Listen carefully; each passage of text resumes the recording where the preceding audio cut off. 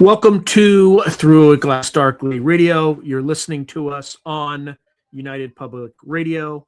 The intro music was Mark of the Doomslayer by White Bat Audio.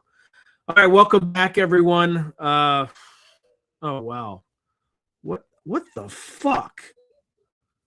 This is the absolute, worst possible fucking... Sorry, this thing's all fucked up tonight. All fucked up. I gotta fit in real time. What's the point of having a background if you can see the fucking green? Hold on. Now I'm all pissed off now. Visual effects. Let's see. Go to your camera settings.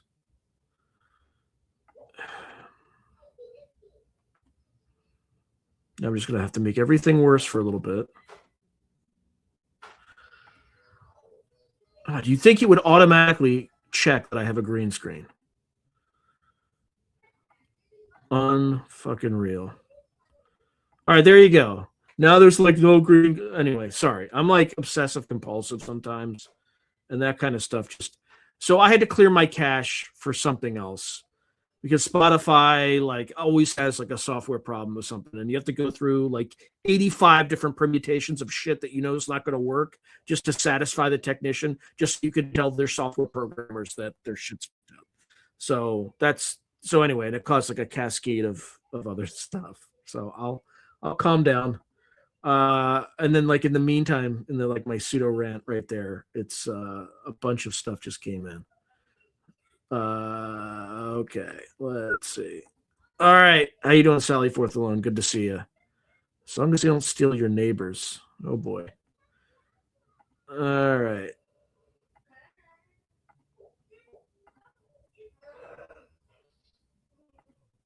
All right. So Oracle Verify says, Sean, I kid you not, I played an infrasound on YouTube, and now my laptop speakers sound crackled and distorted. Oh boy. Hopefully it's not my sound. That's true. I do. I got a haircut though, so I don't look like I'm balding anymore. Because that's just the way the haircut works. Okay, we can see your background. Yeah, but I had green, right in here, and it was really annoying me. Yeah, we could talk about that. That Kerp episode was epic in terms of. By the way, if you're new here because Kerp brought you here, thank you very much. Welcome.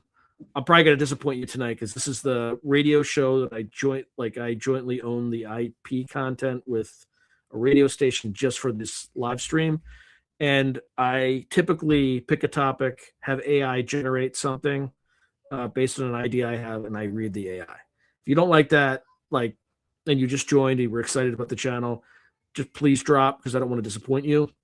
When I do interviews, it's none of that. Every other thing I post on here, it's no AI scripts or anything like that. It's just for this one radio show because, as everyone who's been following me for a while, I work 100+ hours a week, and I just don't have the time to get everything I need to get done. It's a hack that I have to use to survive.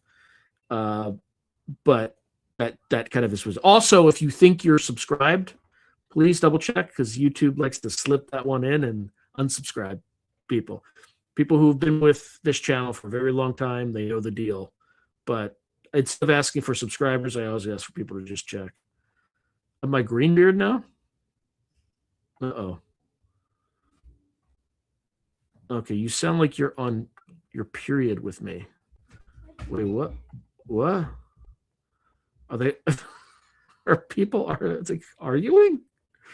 Oh my god. Yeah, it was. I had to cut it off because we were at 2 hours. So I'm not going to be able to even edit the video because it's going to be too large because it was in 4K. So, yeah, Kurt really did me a solid. That's all you have to. Yeah, that's fair. That's totally fair. That's totally fair.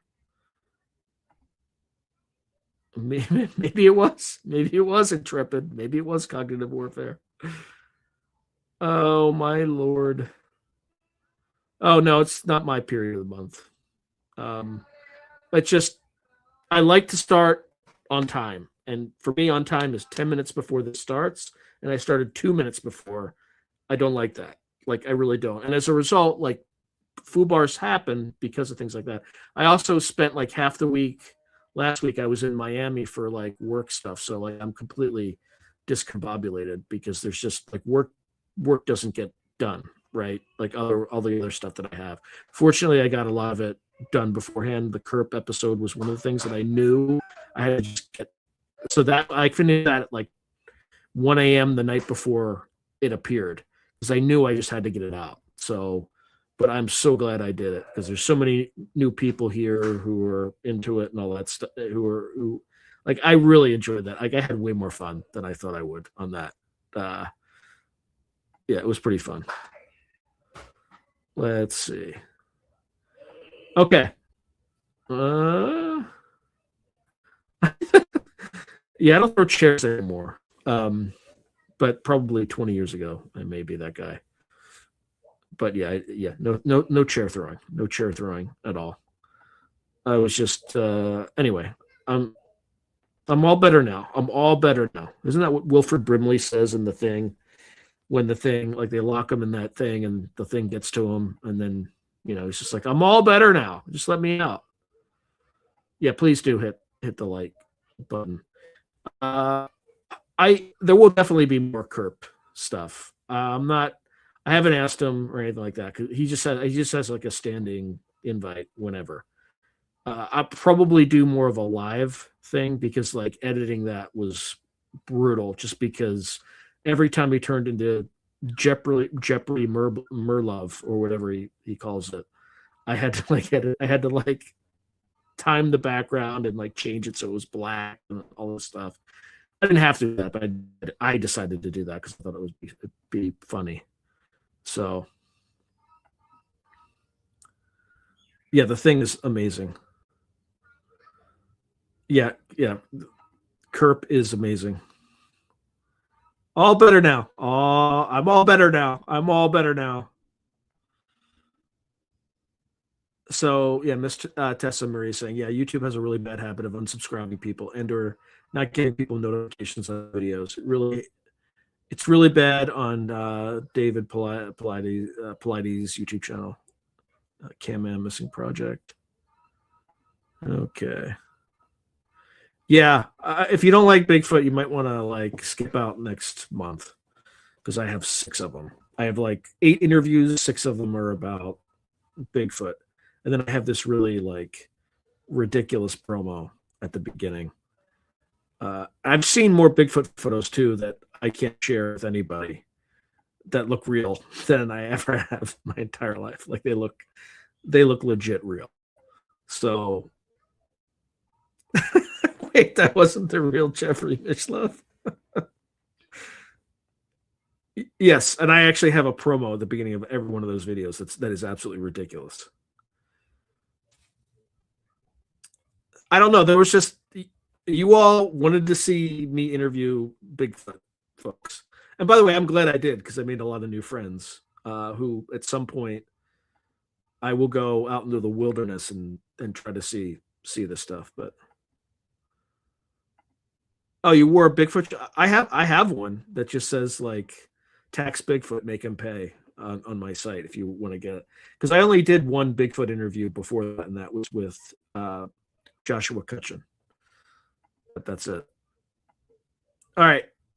I'm going to get, or not. Yeah, I'm going to get started because I have a lot of stuff to get through. So, one more running around more than Erica Kirk. Yeah. Yeah, it was a long week. Steve,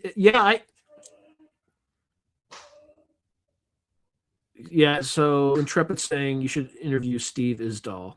He's got some interesting stuff regarding Bigfooters, the Sabe or people or something. Yeah, his name definitely came up in a lot of the interviews. So visit Mike in Ontario one day. Yeah, that would be interesting.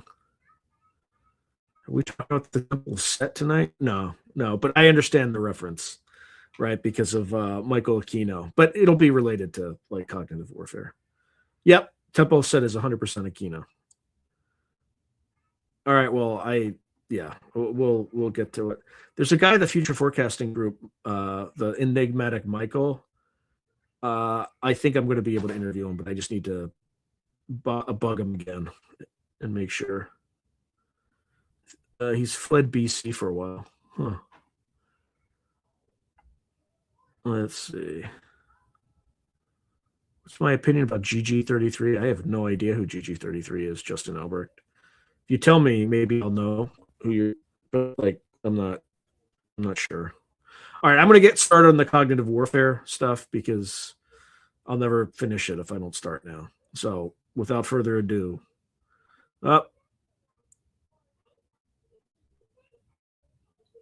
yeah, none of the people I interviewed are like Bigfoot hunters, spiritual ascension. They're all like, they've all developed kind of communication with it.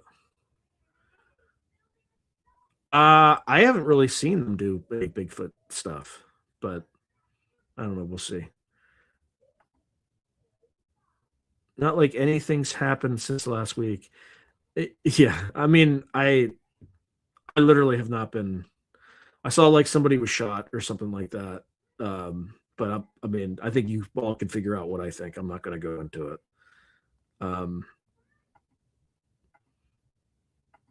Yeah, so I'm not touching it. Not touching it tonight. You know where I stand. I have like a lot of pent up anger that the left built up over the last 10 years that I'm not going there.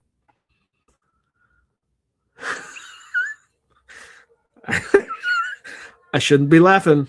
Shouldn't be laughing. Mitch, I'm not confirming or denying. There's a guy in Wyoming that has seen him. I think he showed up on his deer. I have two solid pictures that like are either extremely well crafted fakes or like they're real. And I can't share them because I was told not to share them.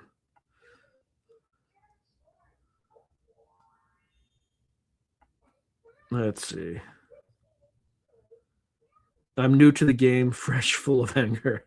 Yeah, I don't want to alienate. I don't want to alienate anyone, but people who've been following the channel kind of have a hint of my personal story and how I've been negatively impacted by progressives in a way that it's hard for me to empathize at all with them. Like I've lost all empathy. So, and I don't want to alienate anybody because of that.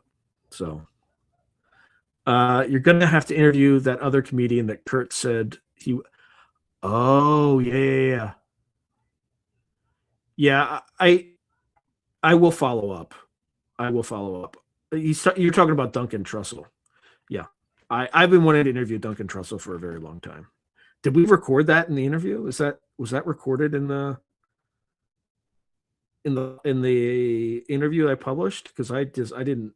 I mean, if he said it while we were recording, there's no reason not to have that in there. But if that's in there, that's. Does anybody remember if that's in there? Oh, you mean Mishlove? I think Kerp should interview Mishlove as Mishlove. So, like we were talking Duncan Trussell specifically. I just want to confirm that because I can. Yeah, I know cognitive warfare. Well, we still have enough time to start. Yeah, the issue with like I've tried to reach out to him. I've reached out to him before, but it's through a management wall, like a talent management wall. So of course it didn't happen because I got no response. So, okay, cool. That's good. All right. Yeah, I will follow up with Kerp, but I don't want to be like, I don't want to act like a taker. You know what I mean? Because he's been really cool with me. He's been really good. So he's a genuinely good human being. Should try and get Nathan. Yeah, I gotta do some research on Nathan Reynolds. I never watched any of his interviews. Starting me down that rabbit hole. I'm on the fence because it feels LARPy, but could be real. Yeah, there's someone I interview a lot in this channel who's like, is a little leery of that guy, so I haven't really looked into him too much, but that doesn't mean I shouldn't. I already have. I have like 2 or 3 videos with Lori, but I'm probably going to interview her again, but that's a different project. Brandon he tried to tell him.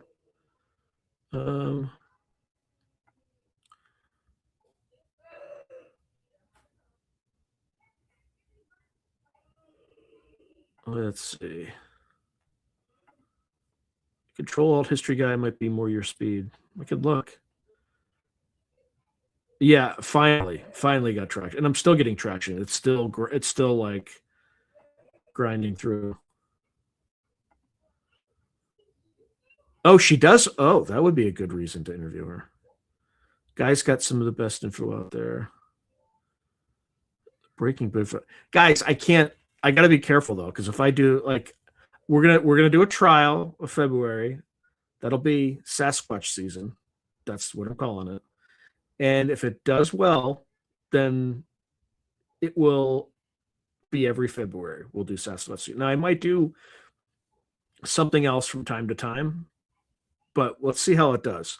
The only Sasquatch related interview that I've ever done did not do well on this channel. Like, it did not perform well. So, and it's not the guy, because the guy interviewed him about other things, and those interviews performed a lot better. So, but Cutchin wasn't an experiencer. So that's the difference. These are all experiencers. So, all right. Now, I promise I'm getting started. Okay. All right. Let's go. All right. Cognitive warfare, historical evolution, current strategies, and future implications. In contemporary security discourse, cognitive warfare refers to strategies and operations aimed at influencing or disrupting the cognition of target populations, how people think, perceive reality, and make decisions. Unlike traditional kinetic energy warfare or kinetic warfare, cognitive warfare targets the battlefield of the mind through information, psychology, and emerging technologies rather than physical force. This concept has gained prominence in recent years as state and non-state actors exploit social media, big data, and artificial intelligence to shape public opinion and undermine adversaries' will to resist. Policymakers and scholars note that while the term cognitive warfare is new, the practice itself builds on a long history of propaganda and psychological operations, now supercharged by digital tools. This podcast provides an objective analysis of cognitive warfare's evolution, its current applications, future threats, case studies of major powers, comparative doctrines, and the ethical, legal, and strategic challenges it poses. The goal is to elucidate how warfare in the cognitive domain has emerged as a core element of modern conflict and strategic competition, standing alongside traditional land, sea, air, space, and cyber domains. All right. So there's ancient and early precedents. The roots of cognitive warfare can be traced to ancient strategists like Sun Tzu, who emphasized subduing the enemy without fighting through deception and manipulation of the enemy's perceptions. In various forms, leaders throughout history have used information, psychological tactics such as rumors, pamphleteering, and symbolic displays to erode enemy morale and shape public sentiment in their favor. For example, during the American Civil War, distributed pamphlets and staged letters were used to sow confusion among opposing troops, illustrating early attempts to weaponize information. These early practices laid the conceptual groundwork for what would later be formalized as propaganda and psychological warfare. Modern psychological warfare emerged on a large scale during World War I and especially during World War II, enabled by mass media and the imperatives of total war. Governments created propaganda ministries to influence both enemy and domestic populations, aiming to sustain morale and demoralize the opponent. The Second World War saw extensive use of radio broadcasts, leaflets dropped from the sky, and cinematic newsreels to influence public opinion. For instance, the Allied powers leveraged radio broadcasts like the BBC and Voice of America to counter Nazi propaganda and provide hope to occupied populations, while Nazi Germany's Reich Ministry of Public Enlightenment and Propaganda, led by Joseph Goebbels, notoriously engineered mass persuasion and deception campaigns. These efforts demonstrated the impact of coordinated information operations on wartime cohesion and decision-making. During the ensuing Cold War, psychological operations evolved into a permanent feature of superpower competition. The United States and its allies broadcast programs such as Radio Free Europe and Radio Liberty into the Soviet bloc to provide uncensored news and bolster dissident sentiments. Why can't the Russians do that for us today, where they, broadcast uncensored news and just broadcast uncensored news, because our side clearly does not broadcast uncensored news.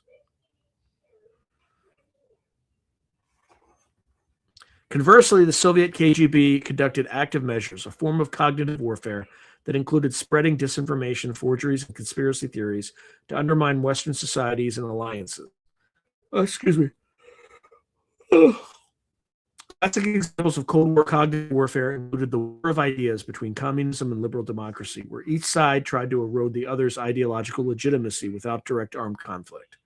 In summary, by the late 20th century, a repertoire of techniques from black propaganda to covert influence operations had been honed to influence, confuse, or demoralize adversaries below the threshold of open war.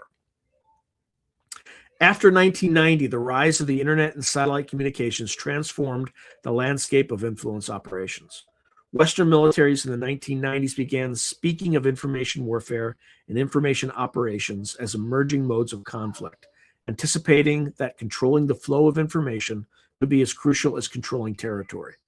The 1991 Gulf War, for example, saw the United States drop leaflets and broadcast radio messages urging Iraqi units to surrender, combining high-tech conventional force with psychological operations. In the late 1990s, U.S. doctrine formally incorporated information operations as a joint function, integrating electronic warfare, psychological operations, and computer network operations to achieve informational superiority. Meanwhile, strategists conceptualized net war and cyber warfare, imagining how networked information could be used to disrupt an enemy's decision-making. By the early 2000s, the concept of hybrid warfare emerged, a blend of military and non-military methods, including cyber attacks, economic pressure, and information campaigns to achieve strategic goals. Russia's operations in Ukraine from 2014 onward are often cited as paradigmatic cases of this hybrid strategy. Moscow combined the use of proxy forces and covert military units with intense disinformation campaigns to influence Ukrainian and international perceptions, demonstrating how modern cognitive warfare and armed action could be synchronized. In short, the historical trajectory shows continuity in the ambition to shape perceptions and beliefs for strategic ends, even as each technological era, from print to radio to the internet, expanded the reach and speed of influence operations. Today's notion of cognitive warfare represents the latest phase in this evolution, distinguished by the unprecedented fusion of digital platforms, data analytics, and AI-driven personalization to target human cognition at scale. In recent years, military theorists and defense organizations have explicitly reframed these legacy concepts, propaganda, psyops, information warfare, under the banner of cognitive warfare to emphasize the focus on affecting the mind. NATO's Allied Command Transformation in 2021, for example, described cognitive warfare as targeting the human cognitive processes, exploiting biases and perceptions to weaken societies from within. This shift in terminology reflects both continuity and change. It underscores continuity in that states have long sought to shape, disrupt, or exploit cognitive processes in pursuit of strategic advantages. At the same time, it highlights what is new, the rupture caused by digital technology and social media, which allow highly personalized, real-time manipulation of information on a far broader scale than traditional propaganda. In effect, cognitive warfare is viewed as the convergence of traditional psychological operations with cutting-edge tools like big data analytics, algorithmic targeting, and AI, enabling influence campaigns with unprecedented precision and intensity. All right, so let's talk a little bit about current applications of cognitive warfare tactics and technologies. Modern cognitive warfare takes many forms. Key current applications include cyber-enabled influence operations, large-scale disinformation campaigns, AI-driven psychological profiling to tailor messages, and manipulation of social media ecosystems. These often overlap and reinforce each other. For instance, cyber operations might be used to steal data that is then targeted for targeted disinformation on social platforms. Before we examine each category of tactics and technologies being used today, below, we're going to examine each major category of tactics and technologies being used today in cognitive warfare. Okay. Cyber operations as vectors for cognitive attacks. Cyber operations provide both an attack surface and a delivery mechanism for cognitive warfare. While cyber warfare traditionally encompasses hacking and technical disruption, in cognitive warfare, the emphasis is on using cyber means to influence minds. State-sponsored hackers often steal sensitive information and strategically leak it to manipulate public opinion or embarrass targeted governments. For example, Russian cyber units have repeatedly hacked into political organizations and then released curated troves of emails or documents as part of a broader influence campaign. A notorious case was the 2016 U.S. presidential election interference. Russian hackers breached email servers and leaked politically damaging material via platforms like WikiLeaks, which was timed to exacerbate divisions and sway voters' opinions. Importantly, the cyber and information vectors are intertwined.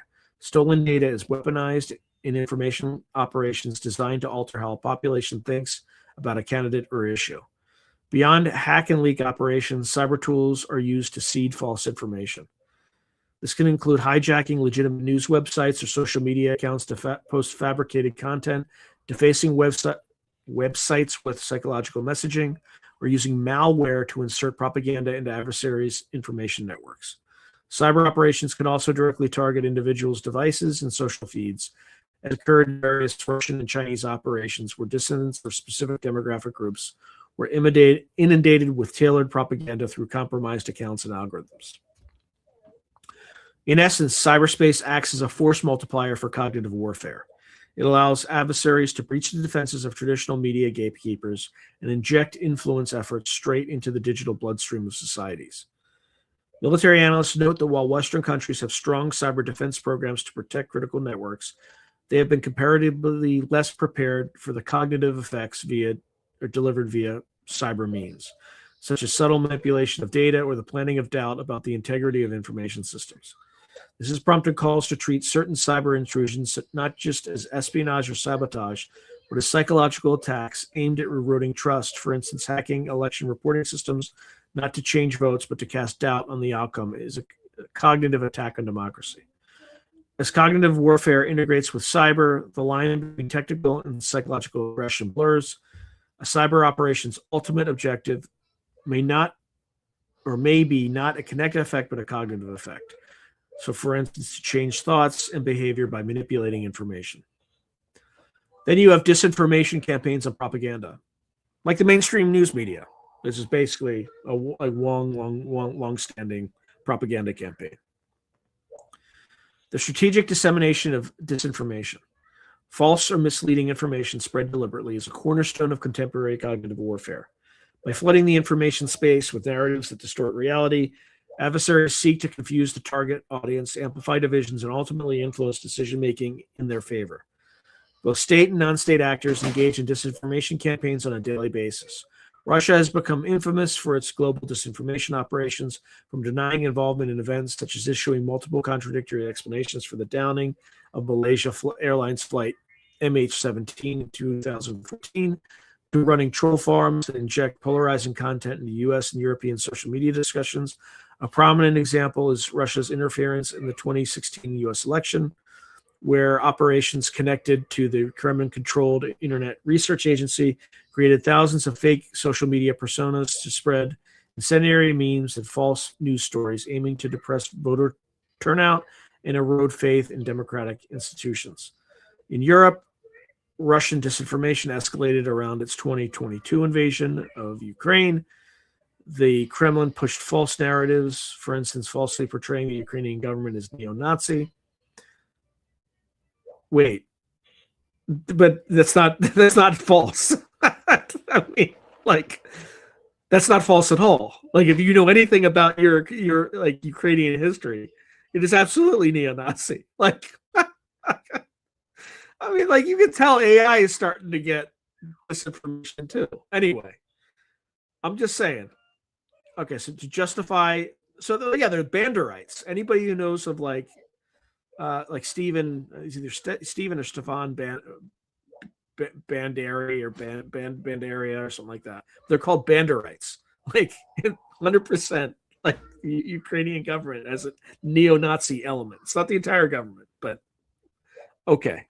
Just because the left decides that, like everything we support is anti-fascist.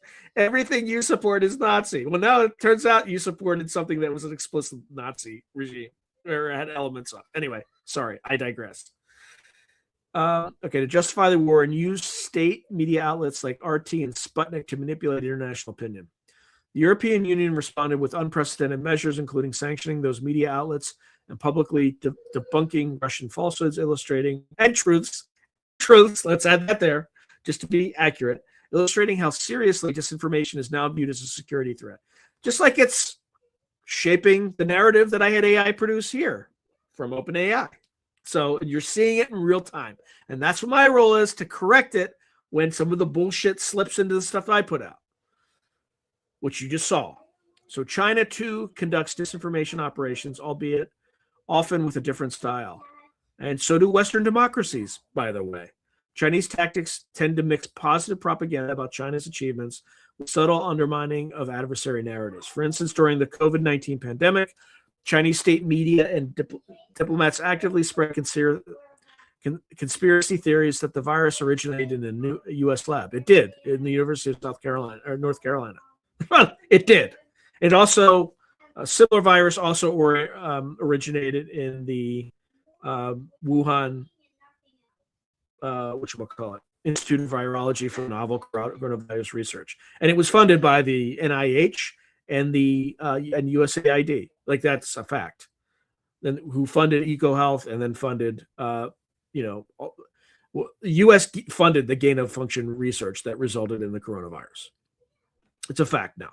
So again, more disinformation from OpenAI. So deflecting blame and sowing confusion internationally. They also push disinformation to downplay human rights abuses, such as false claims that reports of Uyghur detention camps are Western fabrications. Are they, though? I don't know the answer to that. And I certainly don't I don't think the Chinese are treating them well, but I also don't think what the West is putting out is going to be 100% correct, because everything else they've told us has been a lie. So why wouldn't that be? So disinformation is not limited to great powers. Extremist groups in smaller states also leverage it.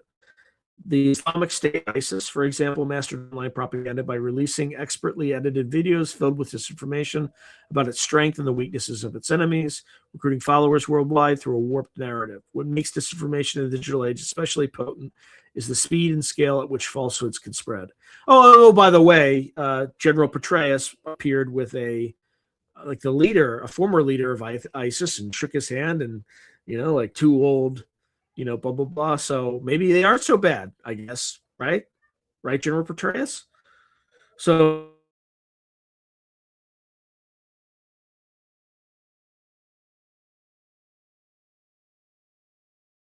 information ecosystems in many democracies are described as being in a state of persistent information disorder. Cognitive warfare takes advantage of this disorder by inundating or audiences with conflicting reports, memes, and doctored evidence. Adversaries aim to undermine the public's ability to discern truth, leading to cognitive fatigue or cynicism, where people no longer trust any information source. This erosion of trust is a desired outcome of cognitive warfare. A populace that cannot distinguish truth from falsehood is less able to resist manipulation and more prone to internal discord.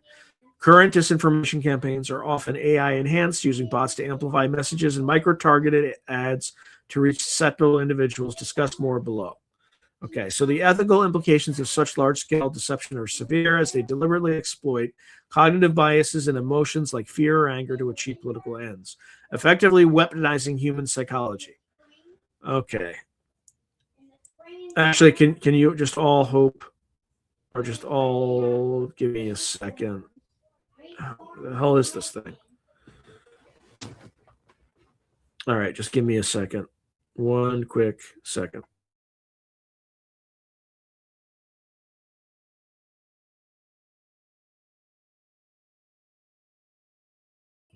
Okay, all better now. Okay, so AI psycho profiling and micro targeting. Here's where we're going to get to some of the, let's call it scarier stuff. All right. So advances in artificial intelligence and data analytics have enabled a new level of psychological profiling and influence operations. By harvesting vast amounts of personal data from social media behavior, search histories, and consumer records, etc., actors in the cognitive warfare arena can algorithmically predict individual preferences, fears, and susceptibilities. This information is then used to micro-target tailored messages designed to resonate with or manipulate specific audiences. One widely cited example of this approach was the now defunct British firm Cambridge Analytica, which in 2016 mined Facebook data on millions of Americans to build psychographic profiles and purportedly tailor political advertisements to persuadable voters. While Cambridge Analytica was a private company, similar techniques are actively pursued by state actors and their proxies. Authoritarian governments, in particular, having weaponized big data for population influence. China, for example, has combined its extensive domestic surveillance apparatus with AI analysis to not only monitor its citizens, but also shape their behavior, a phenomenon some analysts dub algorithmic governance. Externally, Chinese influence operations make use of big data targeting on platforms like YouTube, Facebook, and Twitter, even though these are banned domestically, to identify foreign users receptive to pro-China narratives and deliver customized content to them. In Taiwan's 2018 local elections, evidence emerged that Chinese agencies leveraged Facebook's ad tools to send them tailored disinformation to Taiwanese users segmented by region and political leaning. Similarly, Russia's online influence campaigns are known to segment audiences, for instance, U.S. veterans or particular ethnic communities in the Baltic states, and deliver precisely honed propaganda to each. This precision targeting is guided by AI models that test countless message variations and optimize for engagement, essentially algorithmic amplification of propaganda. Studies by Rand and others have termed this phenomenon virtual societal warfare. Hold on, everybody. Jesus fucking Christ. Hold on.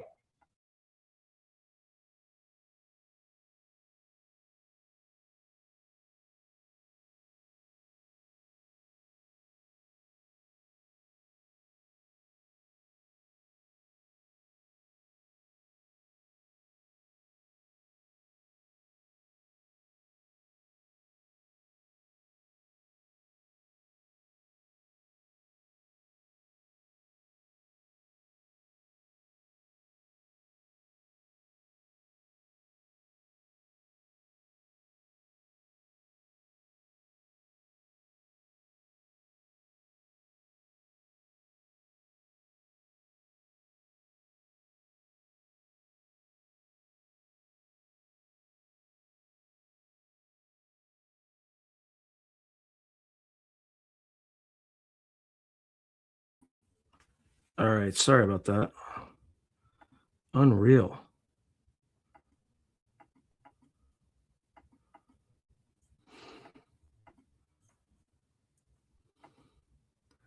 Yeah, this stupid camera turned back on AI tracking, which, as you can imagine, is a disaster. All right. Where the hell was I?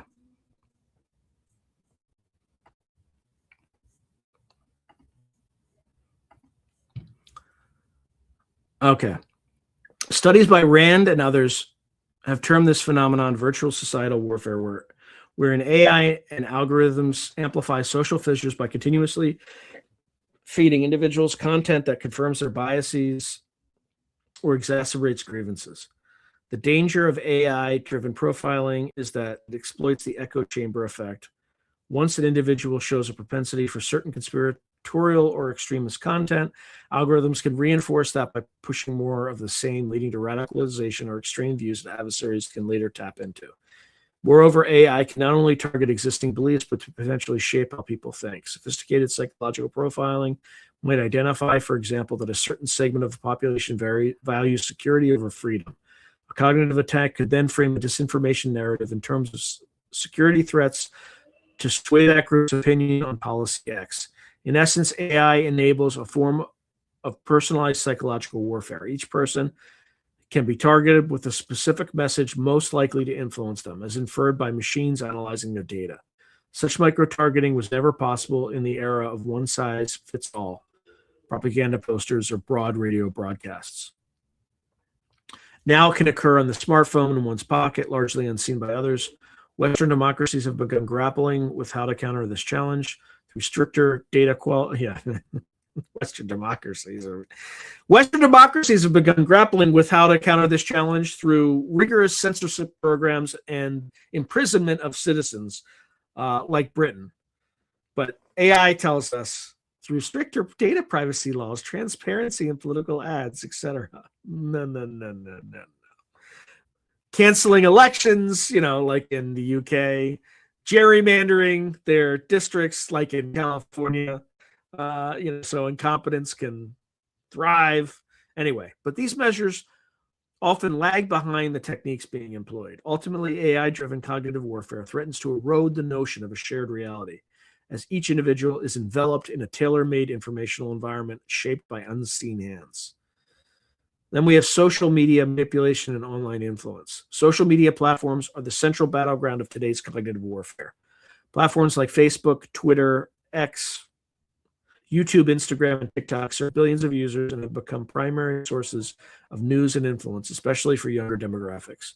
Adversaries exploit these platforms, design the ease of creating anonymous accounts, the algorithmic promotion of viral content, and the social networks of trust to conduct influence operations at scale. A hallmark of social media manipulation is the use of bots and troll accounts. Bots are automated profiles that can flood networks with a particular message or hashtag, creating the illusion of grassroots popularity, a tactic known as astroturfing. We've seen this all the time in this exact field. Tons of astroturfing. Troll accounts are fake personas, sometimes operated by actual human teams, sometimes semi-automated, that engage in debates, harass targeted users, or push propaganda in comment threads. Russia's Internet Research Agency employed legions of such trolls and bots masquerading as Americans on Facebook and Twitter to pit groups against each other on divisive issues like race relations, gun control, or immigration. By engineering online arguments in extremist communities, they sought to heighten polarization within the U.S. Social media manipulation also involves strategic amplification of narratives. For instance, during conflicts or crises, an actor might attempt to make certain misleading hashtags trend, thus drawing more organic users into seeing and sharing the content. In the 2022 Ukraine war, analysts observed coordinated networks of Twitter accounts, some later traced to Russian operatives, pushing to hashtags like I stand with Russia, or false claims about Ukraine aggression, trying to sway global sentiment. Likewise, Beijing has stepped up its use of Western social media to counter criticism of China. Spamouflage is the nickname researchers have given a large network of pro-China bot accounts that post and amplify content denigrating China's adversaries like the U.S. or Taiwanese leaders while praising Chinese government initiatives. These fake accounts often use AI-generated profile pictures and stolen identities to appear real, an illustration of how generative AI aids social media influence operations. Another facet is the exploitation of platform algorithms. By understanding and gaming the recommendation systems through coordinated likes, shares, and comments, adversaries can boost the visibility of their desired content. A dramatic example occurred in 2023 when a deep fake video was circulated in Slovakia just before an election, falsely depicting a pro-Western politician in a compromising conversation. Coordinated activity made the clip go viral, and although debunked, it reportedly influenced public opinion and benefited a more pro-Russia party in the election. This shows how social media manipulation can have direct political outcomes, undermining electoral integrity. Furthermore, platforms like YouTube can be used to funnel viewers from innocuous content to radicalizing content via algorithmic suggestions, a phenomenon exploited by extremist groups and hostile states alike. In sum, social media provides the means to reach vast audiences quickly and to do so under a veneer of authenticity.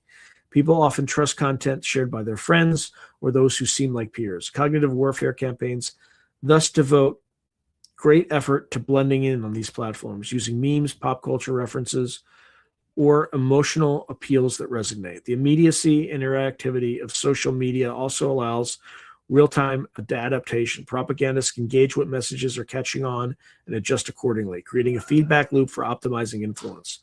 The challenge for defenders is significant. Open social networks are inherently difficult to police without infringing on free expression, and the malign actors benefit from anonymity and reach.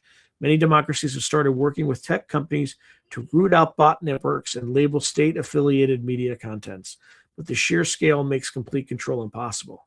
As one expert put it, key competitors from autocratic states have weaponized social media and are using infinite possibilities for digital distortion to attack open societies.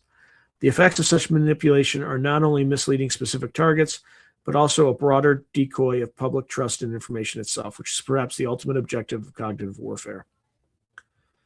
All right.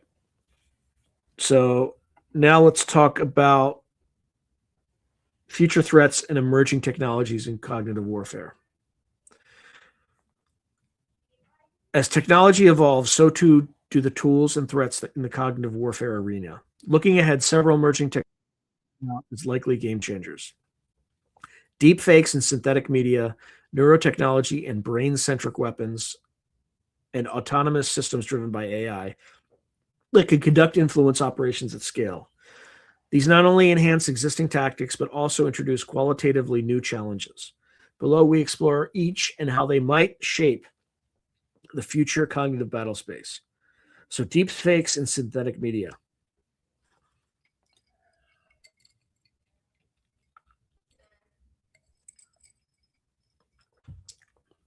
Advancements in AI have enabled the creation of highly realistic deepfakes, audio or video content fabricated to convincingly show people saying or doing things that never happened. Deepfakes represent a potent future and increasingly present weapon of cognitive warfare because they can directly target the credibility of information and the trust in leaders or media. A well-crafted deepfake can be used to create a false narrative that viewers might find indistinguishable from reality. One alarming example occurred in the 2023 Slovak parliamentary elections, when a deepfake audio recording surfaced just days before the vote, purporting to capture an opposition leader discussing election fraud. The clip, released during a legally mandated pre-election silence period, went viral and stirred controversy. Analysts later attributed it to a likely disinformation operation aimed at swaying the close election. Such incidents preview how deepfakes could become standard tools to sabotage political processes. Imagine a fake video of a candidate accepting a bribe or a government official declaring a false emergency, released at a critical moment. In military context, deepfakes could be employed to issue false orders. So, for instance, a fake video of a general telling troops to surrender, or to fabricate atrocity footage that inflames conflict. During Russia's invasion of Ukraine, a rudimentary deepfake of President Zelensky appeared online in which he seemed to tell Ukrainian soldiers to lay down arms, while quickly debunked due to its low quality. It signaled the kind of psychological ploy we may see more of as the tech improves. The threat of synthetic media extends beyond just fake faces or voices. AI can generate entirely fictional news anchors or personas who deliver propaganda messages in a credible format. In 2022, pro-Chinese influence operations include video clips of AI-generated anchors, fictitious people with realistic appearances and voices, reading scripted statements praising Beijing's policies. Viewers who encounter these on social media may not immediately realize they are computer-generated, making the message delivery more insidious. Moreover, even when deepfakes are exposed, they can have a corrosive effect known as the liar's dividend. The mere existence of deepfake technology allows malevolent actors to dismiss real footage as fake. For example, an autocrat caught on authentic leaked video can claim it's a deepfake, and many might believe it, since the technology is very present, seeds doubt about all visual evidence. Thus, deepfakes threaten to undermine trust in institutions and the evidentiary basis of public discourse. From a cognitive warfare perspective, this is gold. If people cannot trust their ears or eyes, the information space becomes radically malleable. Democracies are scrambling to respond. Researchers are developing deepfake detection algorithms, often AI competing against AI, and some jurisdictions are exploring legal bans or labels for deepfakes intended to deceive. However, the cat and mouse game is intense, as generative algorithms, GANs, or generative adversarial networks, improve continuously. The likely near future will see AI-generated propaganda at scale. Armies of bots, each with a unique AI-generated profile, picture, and even video avatars flooding platforms with coordinated messaging. We might also see hyper-personalized deepfakes, for instance, fake audio messages that mimic the voice of someone's friend or family member, delivering tailored disinformation to that person. For instance, a fake voicemail from a friend urging them to join a protest or support a radical cause. Such capabilities would represent the fusion of AI-driven profiling and synthetic media, weaponizing trust between individuals. In summary, deepfakes and synthetic media are poised to become a critical front in cognitive warfare. They not only provide new means to deceive, but their very existence amplifies confusion and distrust, conditions adversaries will exploit. Countering this will require technological solutions, public awareness, and possibly new legal norms. For example, treating malicious deepfakes as a form of prohibited perfidy or information warfare under international law. The race between deepfake creation and detection is on, and its outcome will heavily influence the cognitive security of societies. Oh boy, neurotechnology and the battle for Britain. Perhaps the most startling frontier of cognitive warfare involves neurotechnology, tools that can monitor or even influence brain activity. Jesus Christ. And the integration of neuroscience into military applications. As one NATO-affiliated expert started put it, cognitive warfare ultimately could become a battle for the brain in a literal sense. Emerging neurotechnologies include brain-computer interfaces, neuroimaging techniques, neurostimulators, and nootropic drugs. Militaries are actively researching how these might enhance their own personnel's cognitive performance and resilience, as well as how they can be used against adversaries. For example, China has publicized efforts to use neurotechnology for training smarter soldiers. PLA researchers envision using real-time neurofeedback and electromagnetic stimulation to improve soldiers' learning and decision-making, effectively reshaping the brain to boost cognitive combat performance. Such enhancements, if realized, would give a force an edge in information processing and stress tolerance. On the flip side, there is concern that similar methods could be used offensively, sometimes referred to as neuroweapons.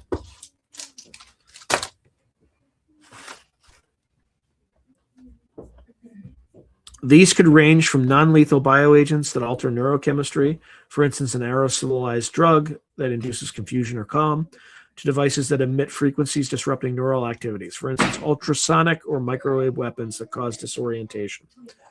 While this may sound like science fiction, rudimentary versions have already been alleged. U.S. personnel in recent years reported mysterious symptoms, the so-called Havana syndrome, speculated to be from directed energy devices affecting neurofunctioning. Though unproven, the case raised awareness that adversaries might target the brain and central nervous system of individuals for strategic effect. At a conceptual level, weaponized neuroscience blurs the line between physical and cognitive domains.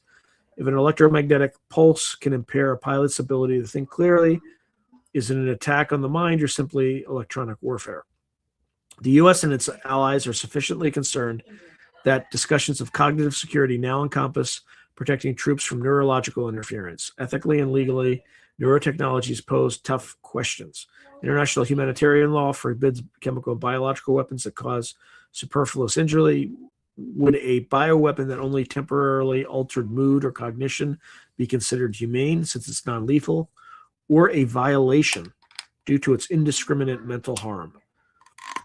There have been calls to update arms control treaties to address potential neuroweapons.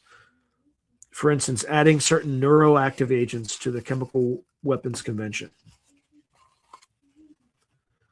Another area of focus is brain-to-computer interface vulnerabilities.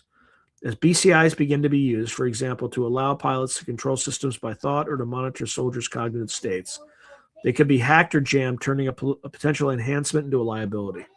A future adversary might deploy malware that interferes with the commander's decision support, BCI, literally injecting false signals into their perception.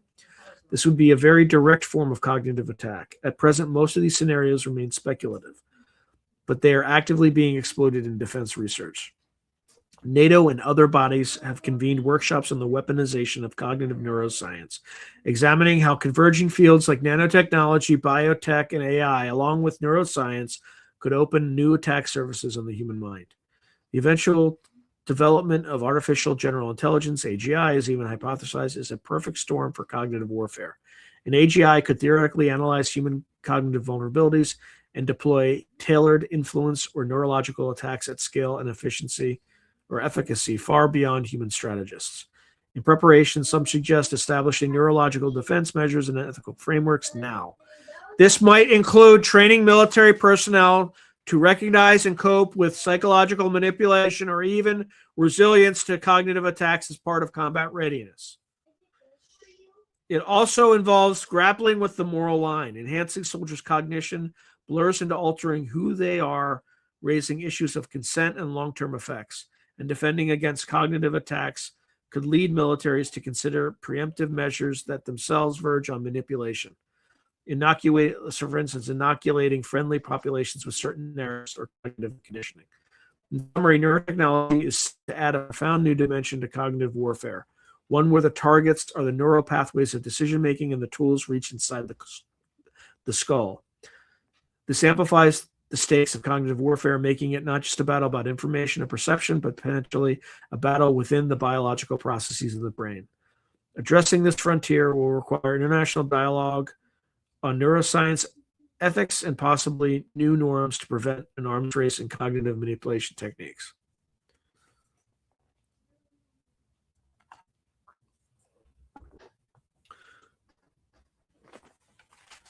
All right, now we have autonomous systems and AI agents and influence operations.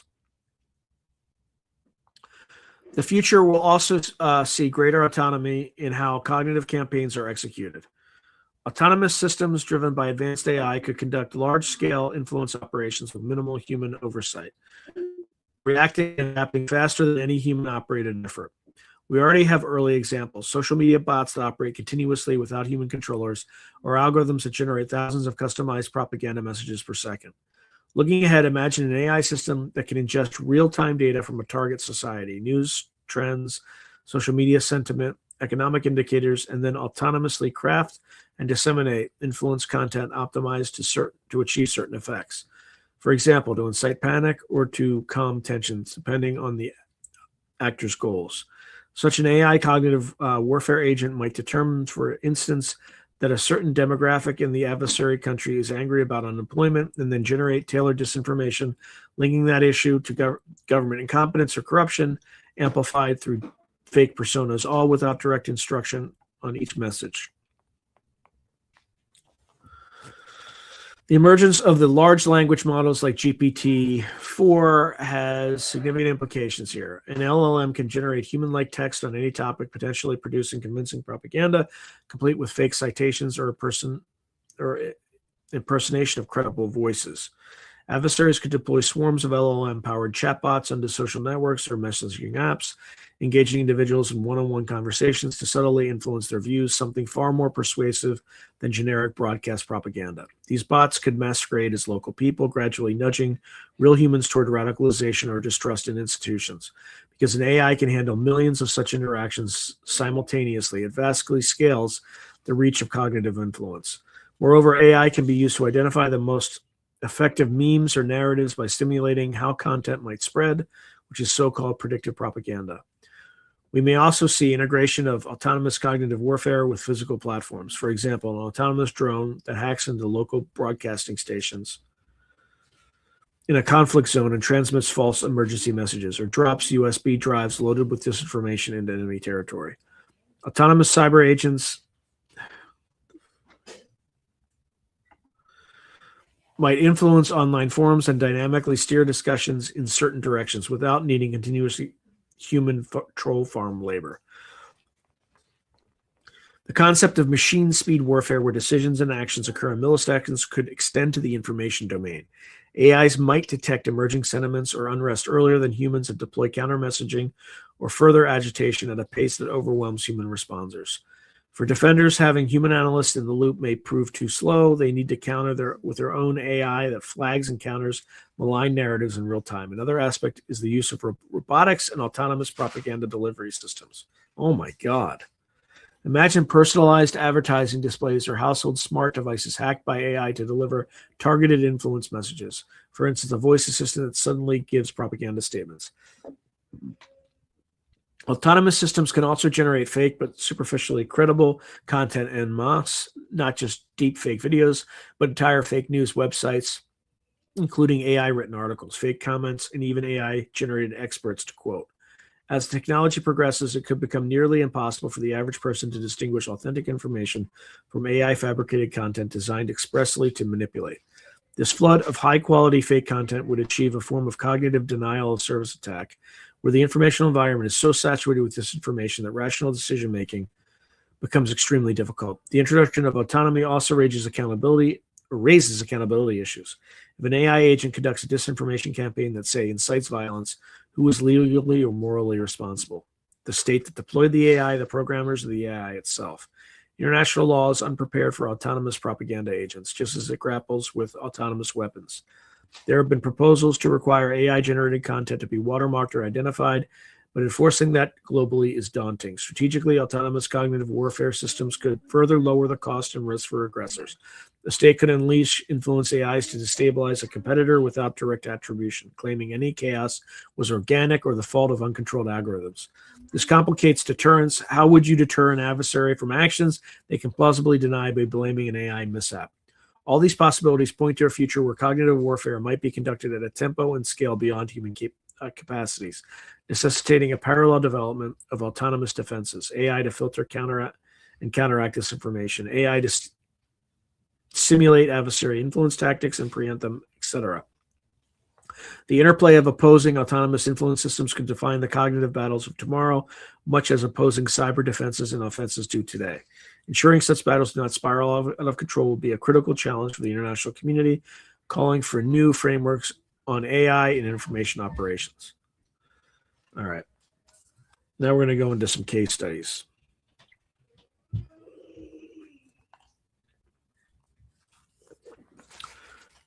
All right, so case studies, cognitive warfare by the United States, Russia, and China. The U.S., hopefully that case will be like how it used cognitive warfare against its own people, like frequently. But I doubt it will. Something tells me it won't. Major powers have been both drivers and targets of cognitive warfare. The United States, Russia, and China each have distinctive approaches to developing and employing cognitive warfare capabilities, shaped by their political systems, strategic cultures, and objectives. The following case studies illustrate how these states leverage cognitive warfare tools in their ongoing strategic competition, as well as notable operations attributed to each. All right, so the United States, doctrine and approach. The United States has a long history of psychological operations, PSYOP, and information campaigns, but until recently, it did not explicitly frame these as cognitive warfare. U.S. military doctrine traditionally uses terms like information operations, or IO, military information support operations, or MISO, which is the modern term for PSYOP, strategic communications and cyber-enabled influence to address aspects of influencing adversary decision-making. These efforts have generally treated supporting operations in kinetic military action rather than a standalone form of warfare. However, the U.S. is now acknowledging the cognitive domain as a battleground in its own right, prompted by adversaries' activities. In 2023, NATO's emphasis on cognitive warfare and China's advances spurred the U.S. Congress to call for action. The National Defense Authorization Act for 2026 directs the Pentagon to formally define cognitive warfare, integrate it with existing doctrine, assign organizational responsibility, and assess new capabilities like narrative intelligence. This reflects a sea change in thinking, essentially compelling the Department of Defense to treat influence and perception as core to warfighting.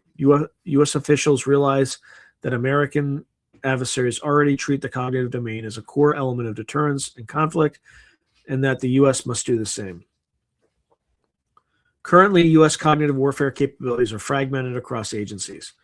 The Department of Defense has units such as the U.S. Army's 1st Special Forces Command, which houses psychological operations groups, So, for instance, the fourth PSYOP group, and each military branch has some information warfare or influence elements. For example, the U.S. Navy's Information Warfare Community and the Air Force's Information Operations Squadrons.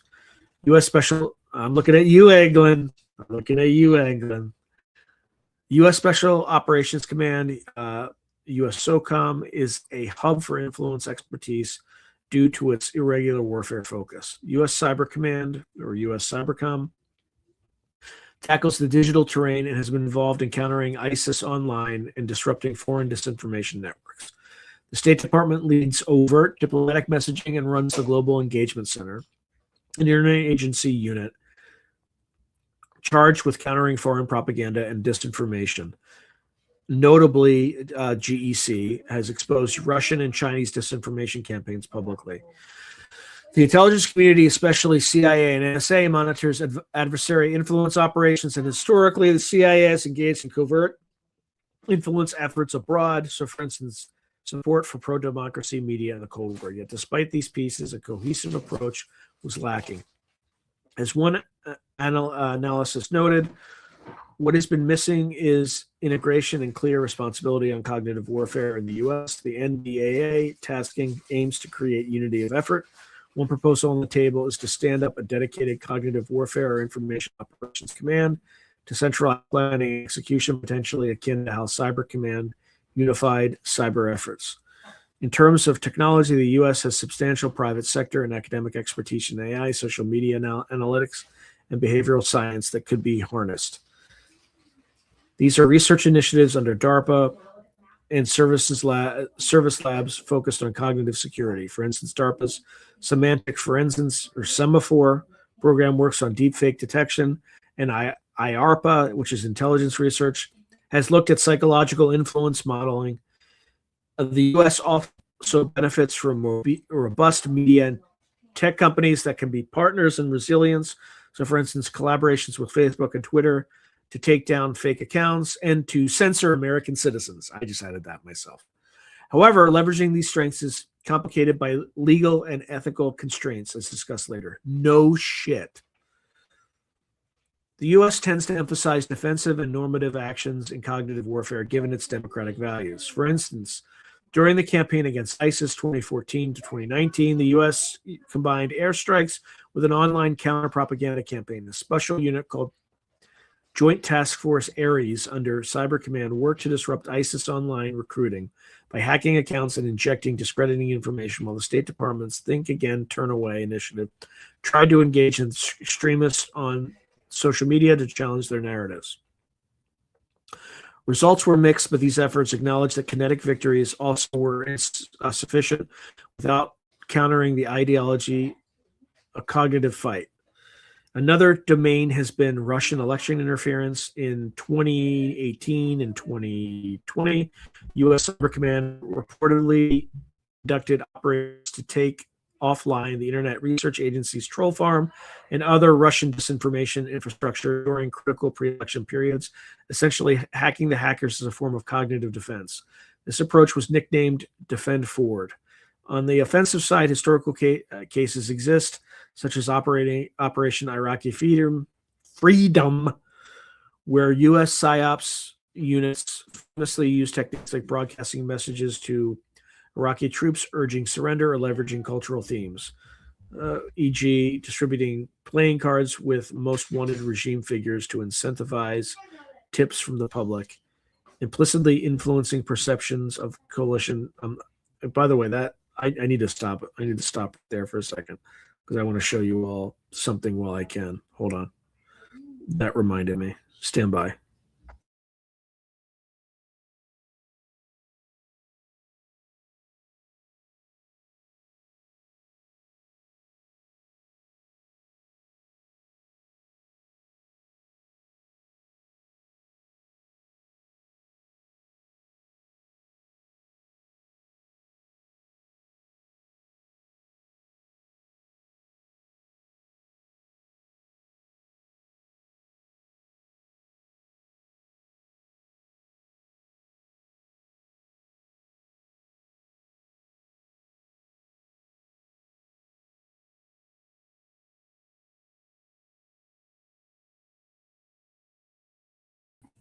Okay.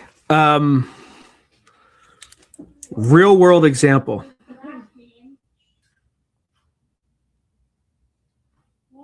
You can't see it because of you can't see all of it because of the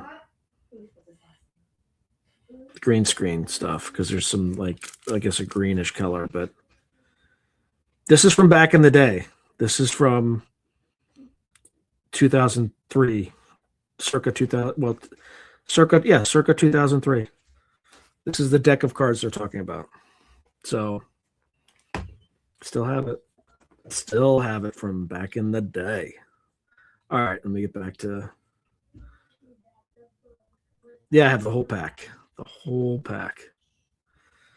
Anyway.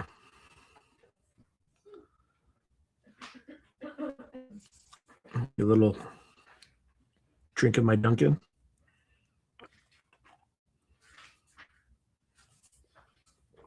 All right, where were we? All right, so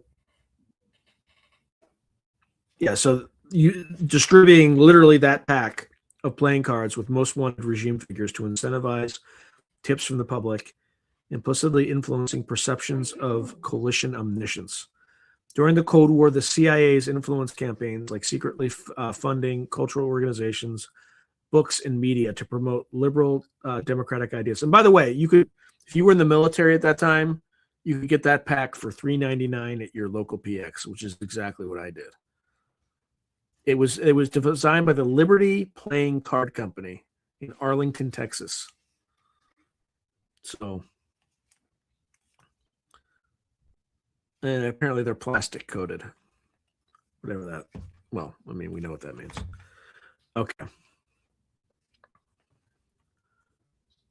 All right. So during the Cold War, the CIA's influence campaigns, like secretly funding cultural organizations, books, and media to promote liberal democratic ideas in Soviet-influenced areas, can be seen as precursors to cognitive warfare, although today such activities would be under greater scrutiny. The U.S. also engages in public exposure of adversary misdeeds as a cognitive strategy.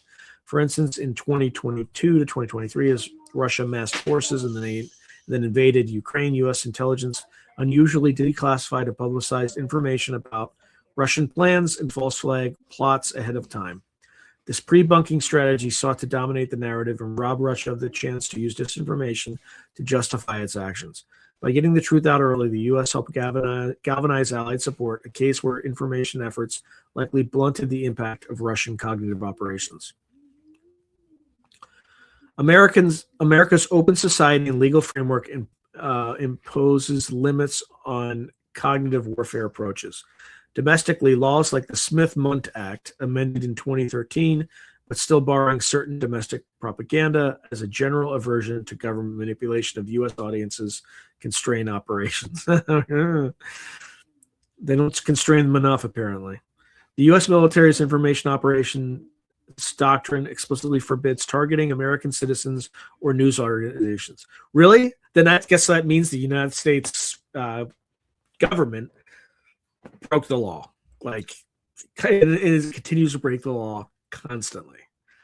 These norms differentiate the U.S. from authoritarian rivals. No, they don't. They really don't. Like, you could say the rules do, but we are no different than Russia or China when it comes to this. Maybe we're not as bad as the UK, but we're up there. These norms are supposed to differentiate the U.S. from authoritarian rivals who freely blur foreign and domestic influence and often target their own populations to maintain control. Thus, the U.S. tends to frame cognitive warfare in terms of strengthening truthful narratives and resilience, positive framing rather than deception. Nonetheless, the strategic competition with China and Russia heats up. There are voices urging the U.S.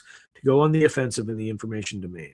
For example, some experts argue for leveraging America's technological edge to achieve cognitive superiority, not to brainwash others, but to outsmart and out-communicate adversaries. This includes investing in things like AI for faster decision-making and influence, which is an AI-supported command nodes that can react to cognitive threats in real time, and narrative intelligence capabilities to anticipate and counter adversary propaganda. The U.S. has an inherent advantage in global narrative influence given the prevalence of English language media in Hollywood, but it also faces a credibility challenge. No shit. Misinformation at home and political polarization can weaken its message abroad. In sum, the U.S. case shows a liberal democracy grappling with the need to fight and win in the cognitive domain without undermining the very values, truth, openness it seeks to defend. It is moving from a reactive posture, countering others' influence, to a more proactive and structured approach, informed by allies like NATO's framework. The success of this shift will depend on overcoming bureaucratic silos and investing significantly in cognitive warfare capabilities on par with more traditional military assets. All right. Now let's go to Russia. And Russia ain't going to be good either, right? But at least we're going to get the propaganda. We're going to get some propaganda here so I can ensure it will be negative.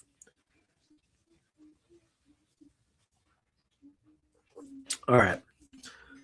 Russia views information conflict as a continuous and holistic endeavor rooted in the Soviet tradition of political warfare. In Russian military doctrine and strategy, the concept of information confrontation, let's see if I can pronounce it in Russian, Informaционное противоборство. I'm not going to try that again. Encapsulates their approach. This concept, officially reflected in documents like the 2014 Military Doctrine and 2016 Information Security Doctrine, treats the information sphere as an arena for constant struggle in peacetime, crisis, and war alike. Unlike the Western notion, which might distinguish information operations as discrete activities, Russia's view is that information warfare is always being waged against both external and internal threats. The goal is to protect Russia's own information space, censoring undesirable information, promoting patriotic narratives, while degrading and penetrating the adversary's information space. Frequently cited expression of Russian thinking is the so-called Gerasimov doctrine, named after General Valery Gerasimov, who was a former chief of staff.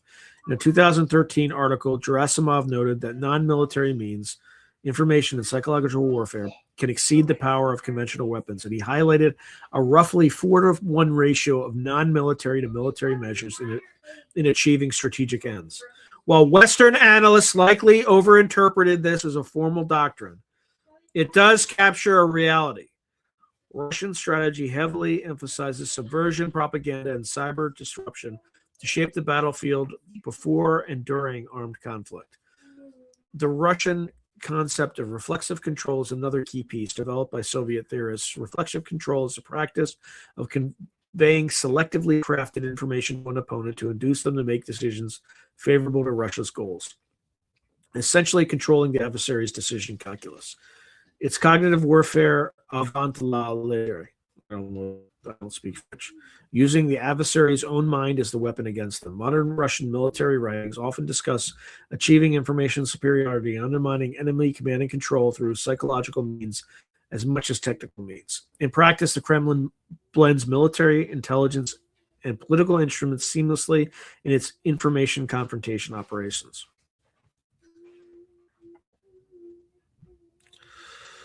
Oh, brother, this is long. Okay, so Russia's cognitive warfare activities are orchestrated by a combination of state organs and proxy actors. I think we're gonna go into auction mode for a little bit, folks, because I'm only through like 17 pages, and we have 17 more, and I'm not gonna make it. So, my apologies in advance, but some of you may find this entertaining. The Russian armed forces have dedicated units for electronic warfare and psychological operations. For instance, the GRU, military intelligence, reportedly oversees psychological warfare troops.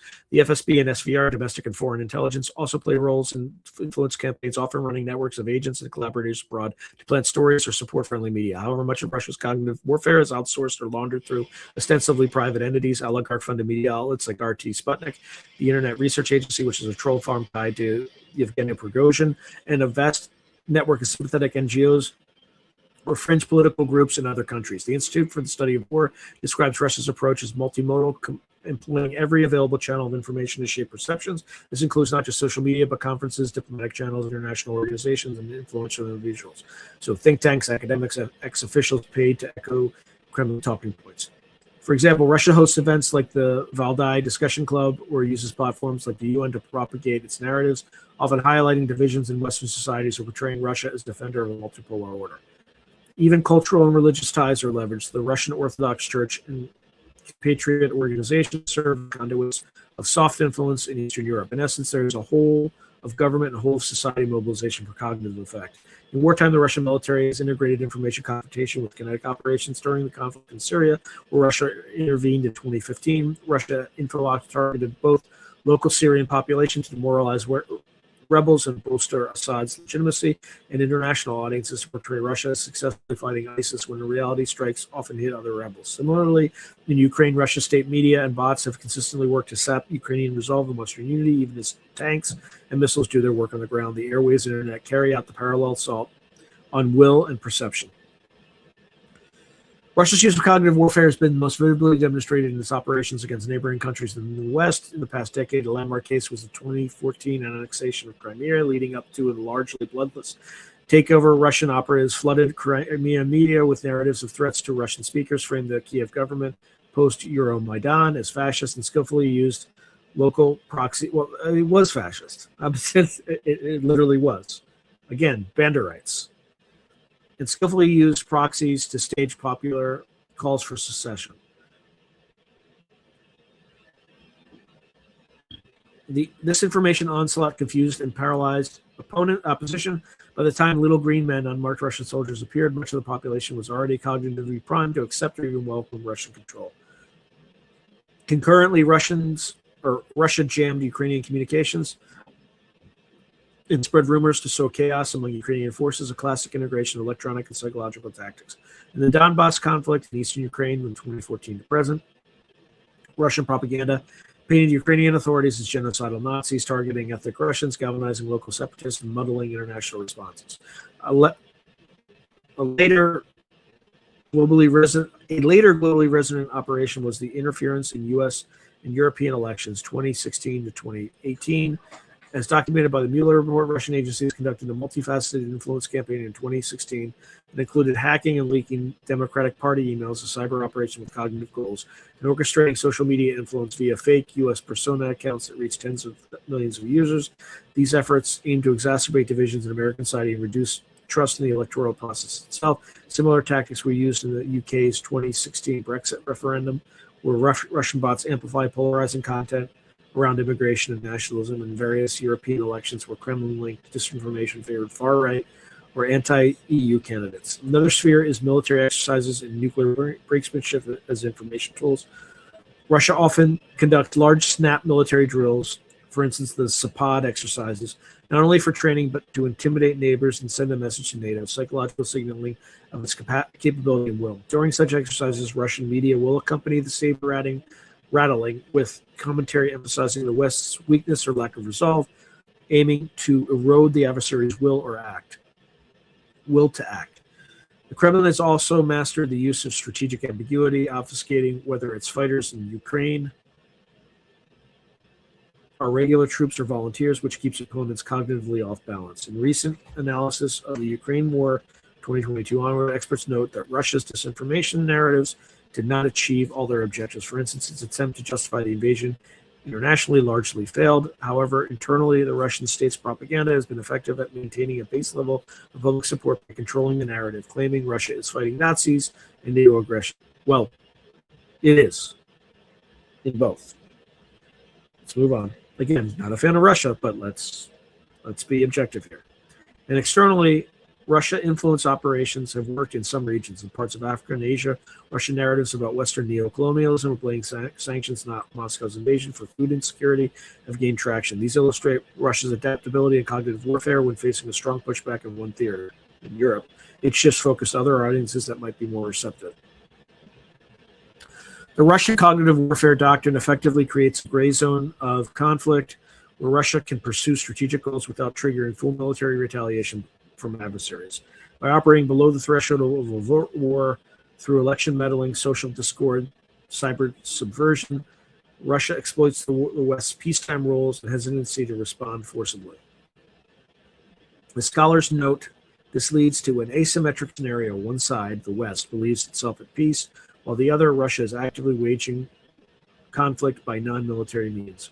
Over time, these cognitive attacks accumulate strategic effect. They can weaken enemy alliances, for instance, sowing discord in NATO or between NATO and the EU, creating openings for Russian geopolitical moves, like a divided U.S. polity might be more isolationist and bolster Russia's global position by undermining the appeal of liberal democracy. However, Russia's heavily reliance on cognitive warfare also has limitations. It often fuels backlash as Western states become more alert and resilient, and doesn't always translate into decisive gains. For instance, it could not prevent the expansion of NATO to Finland and Sweden despite years of propaganda against it. Additionally, Russia's approach sometimes undermines its own credibility. Constant lying and brazen disinfo can lead neutral parties to discount Russian claims. In conclusion, Russia is probably the quintessential case of a state leveraging cognitive warfare as a primary instrument of power. As a doctrine of cognitive confrontation, uses a diverse toolkit from hacking to propaganda to physical demonstrations and aims squarely at the adversary's will and decision-making processes.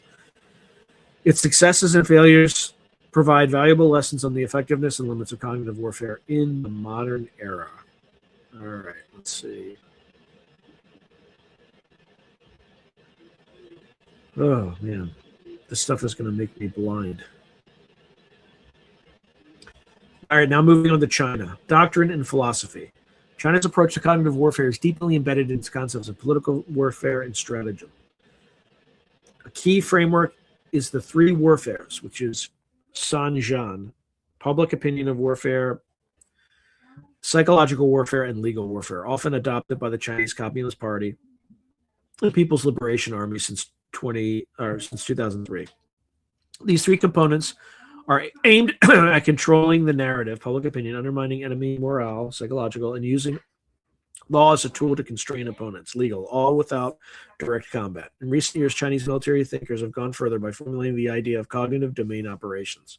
This concept represents an evolution of traditional psychological warfare for the information age. It posits that influencing an adversary's cognitive functions from peacetime public sentiment to wartime decision-making is essential to achieving mind superiority over the opponent. The PLA's strategy envisions cognitive domain operations as the next frontier of warfare, extending conflict into the realm of thoughts, values, and beliefs.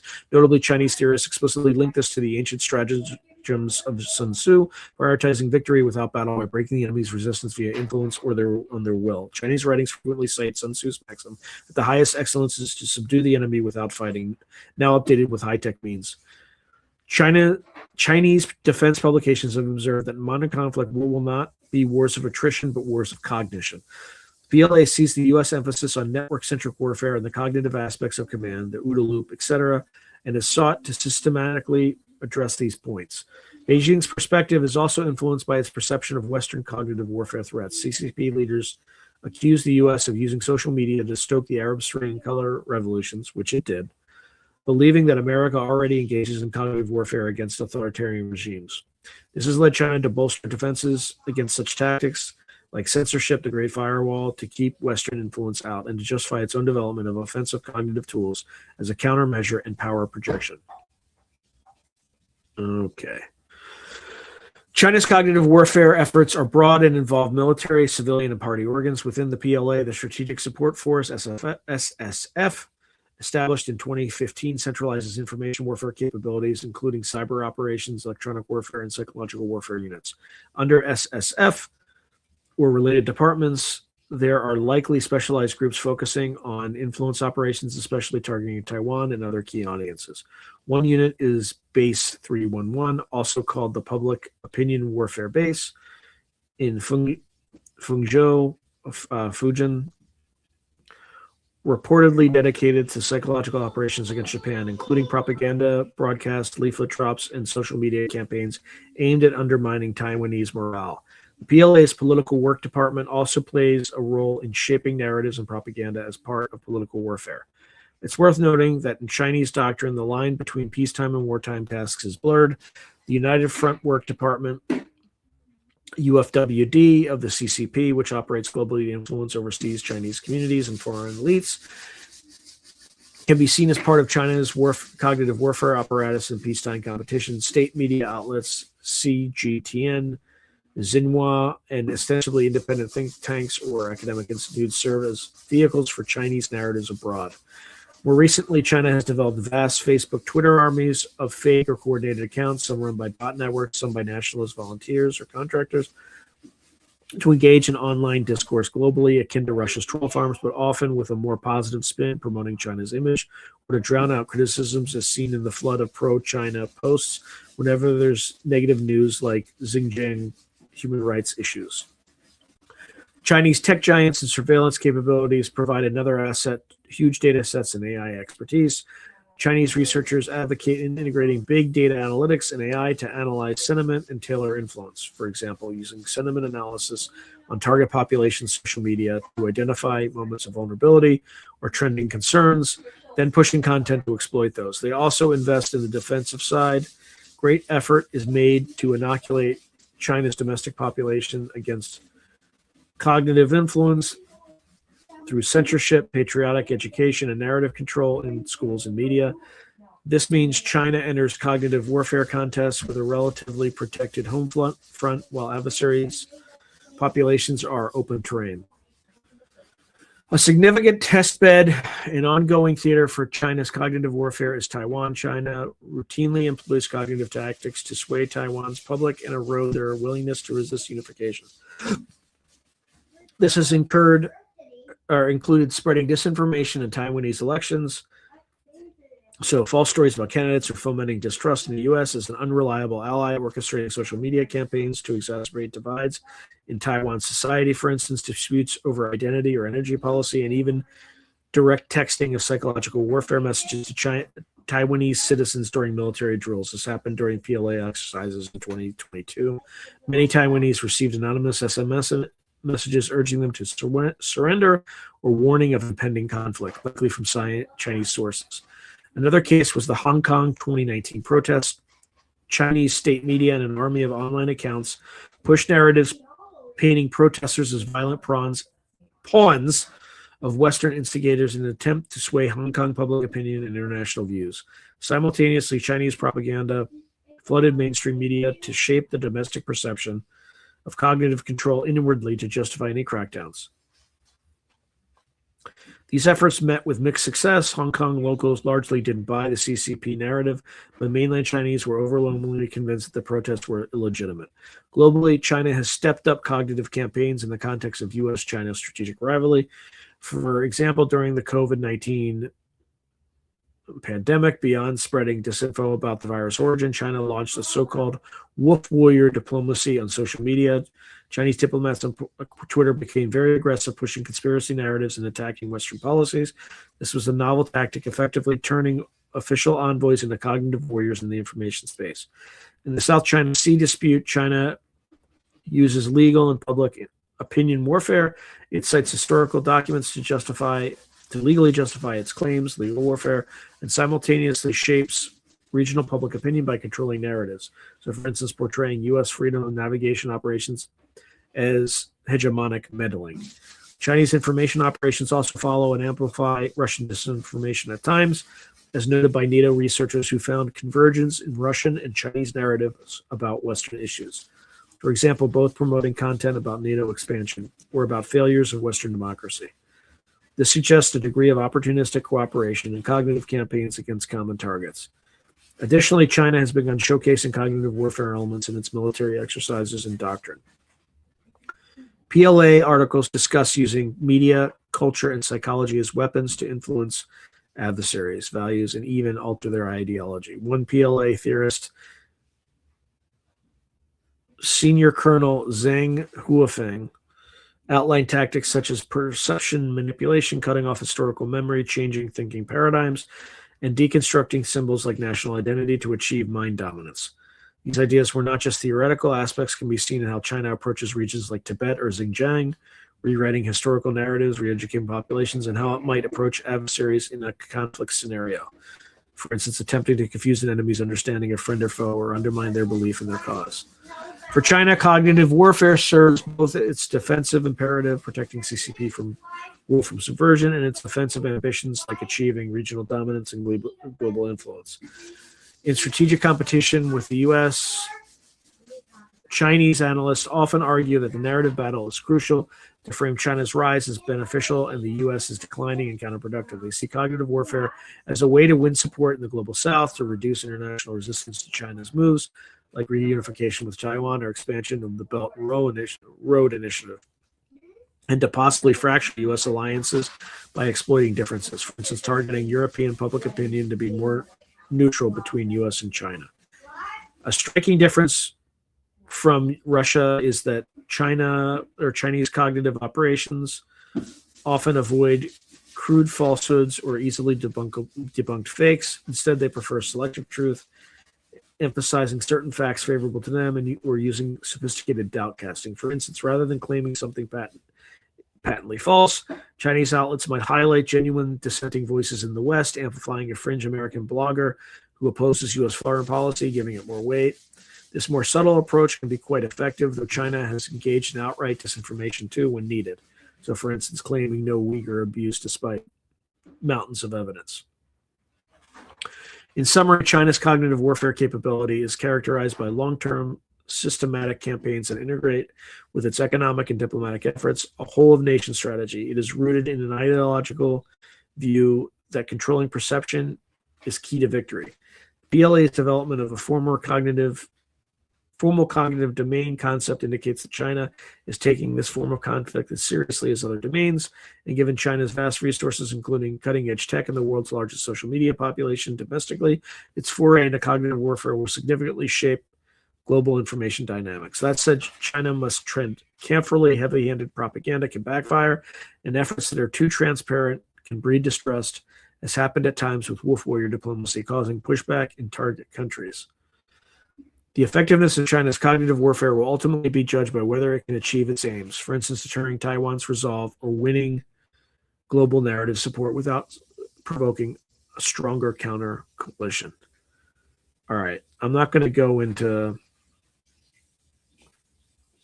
There's a whole section on compare and contrast. I'm just going to skip it.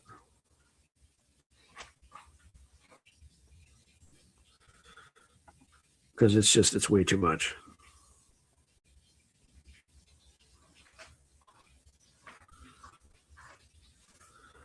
And I'm just going to go straight to the conclusion, people, because I think that's enough. I think that's enough, and we only have 21 minutes left.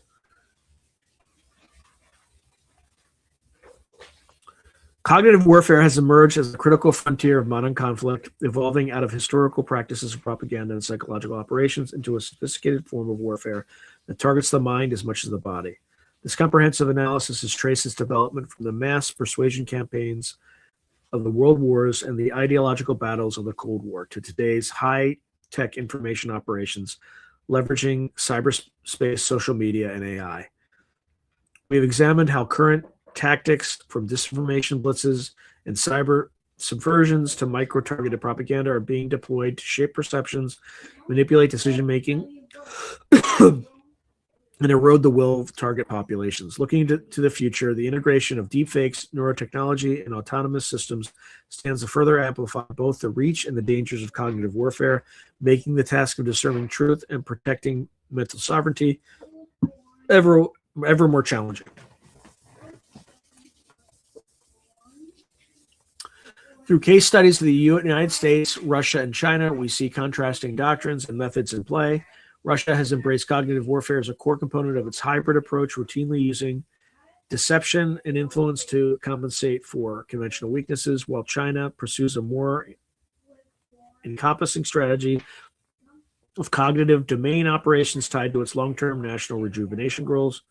The United States, a relative latecomer in formally recognizing this battle phase, that's bullshit, anyway, is rapidly adapting, driven by the clear imperative to not cede the cognitive high ground to authoritarian competitors.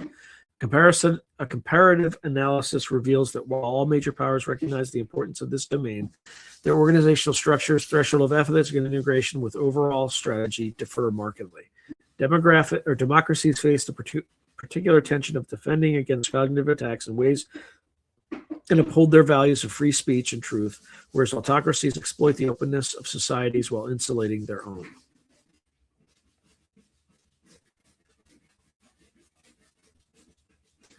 In conclusion, cognitive warfare is not an entirely new phenomenon, but its scale, speed, and impact in the digital age are unprecedented.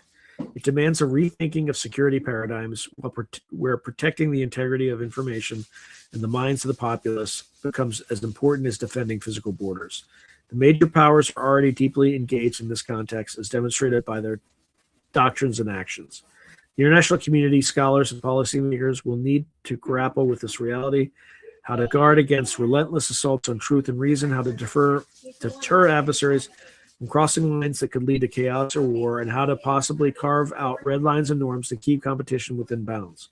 History suggests that whenever a new mode of warfare arises, it takes time and often painful experience to adapt. In the case of cognitive warfare, adaptation is ongoing with the hope that through vigilance, cooperation among like-minded nations, and perhaps the codification of some ethical standards, the worst outcomes can be averted. Ultimately, maintaining an informed, critical, yet open society may be the best defense, as the adage goes, the price of freedom.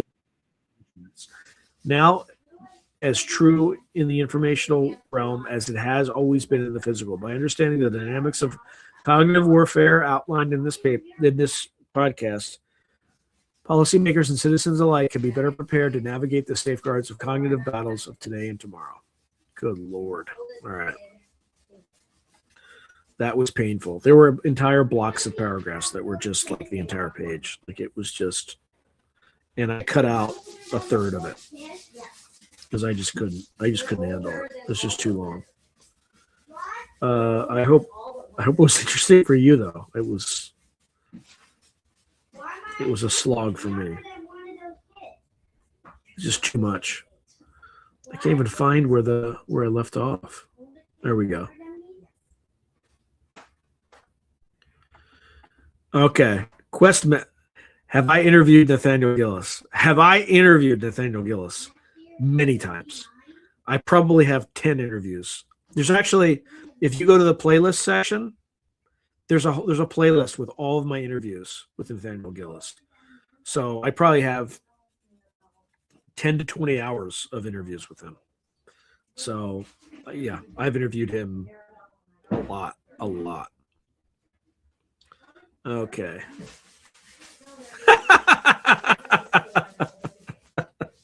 Oh, I thought you were like, oh my God, okay. Ollie Demogard. No. Tell me more about this guy. Or her. I don't know. I have not. Yeah, I think I was laughing at your next comment. That's just, yeah, like have my interview with Gillis. Let's see. It says David came to the Phoenix MUFON several years ago and came to the Skywatch. That was when he was still investigating Bigfoot. The guy that did the forensic drawing was so accurate. Okay, so Charles Hughes, he has a very interesting channel regarding this stuff. He'll blow many away with what he unveils. Intrepid soul saying. Yeah, the internet definitely advanced it, Questmaster. You heard a cat. I don't have a cat, but I have kids that are a lot louder than cats. Okay, so Maggie Smith is saying, I'm addicted to We Are All Energy channel. Okay. I interviewed Olav Phillips. I think I have 2 interviews of Olav Phillips, but I'll look at Ollie.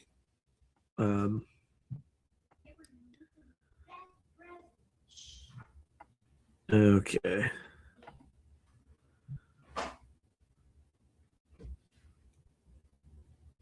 No, Chase Hughes book, Tongue, A Cognitive Hazard. I have not.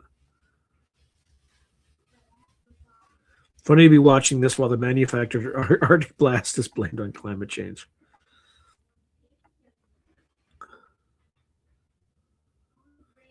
I know. I was yawning a lot. You should try doing the wiggle dance. I don't know what the wiggle dance is.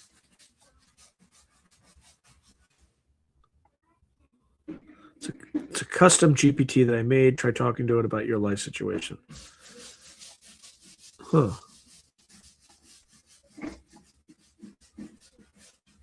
Is there going to be a chapter on 20? No, actually, we didn't talk about that at all, because that was basically that was the U.S. using all this cognitive warfare against its own population.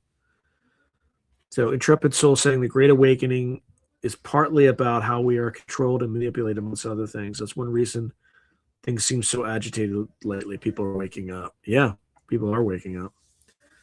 So Solite US Expat said, I was a bit surprised that Kurt Metzger watches a lot of your shows. I wonder how often he is on the live show. That should have made you feel really good on all the energy you put. Yeah, I did. It did. Um, yeah, I also have to be very careful, like if I, because it could end up on a much broader tableau if I say kind of the wrong thing, and it could be like Sean Patrick Hazlett said, and it could be said on like a, you know, in bigger venues. Let's say. Yep, you're right, Intrepid Soul. We're not buying that shit anymore. Nobody's buying that narrative. Yep, fake news. So Maggie Smith saying humans have huge emotional bodies, negative entities outside of us use those that are happy to do their bidding, they perceive. Yeah, could be.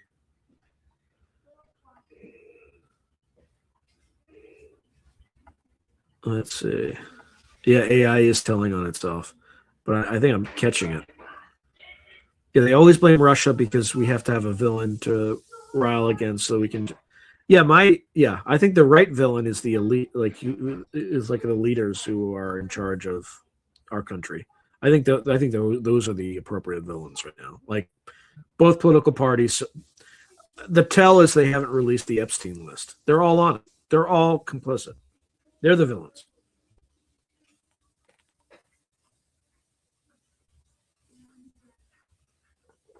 Okay. Yeah, that son of a bitch. I'm not going to say his name, but you all,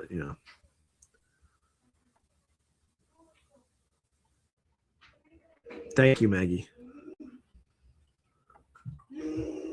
Okay. Yeah, they kind of do. Taylor Swift and Travis Kelsey seem to be a kind of a Department of War operation.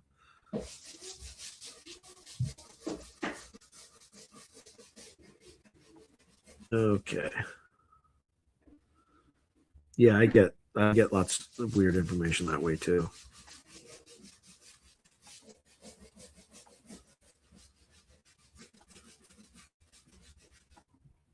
Sorry, I'm just going through pretty quickly, folks, because I have like 11 minutes yet left. So,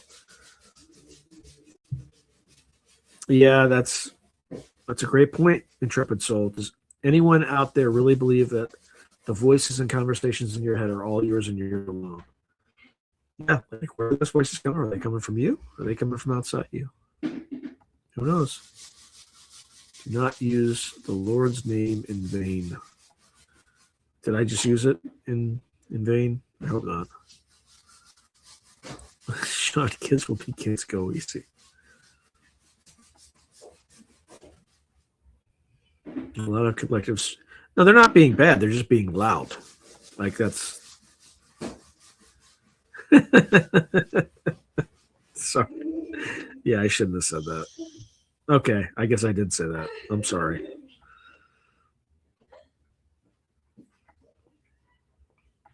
Yeah, and I'm not being sarcastic. I'm sorry I said that. I shouldn't have said that. I realize some people would find much offense to that. Thank you, Writers DG.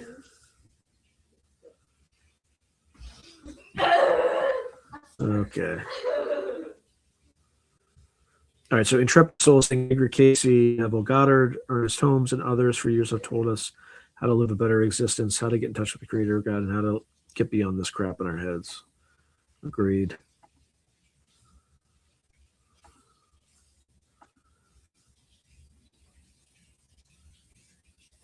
Yeah. So in the aforementioned book, so Moldegard is saying in the aforementioned book, Chase explores the idea that language is a virus and how it controls the thing we call thought. Yeah, that's why it's called when you spell something like I spell. It's literally the word spell.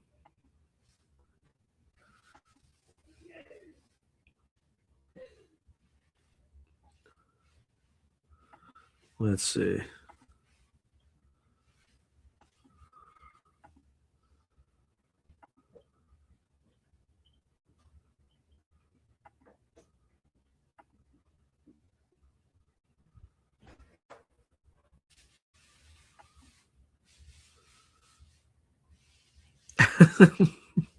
It's electrical carpet. You think Kurt Metzblurp is Blurple Kerple? Yes. Yes.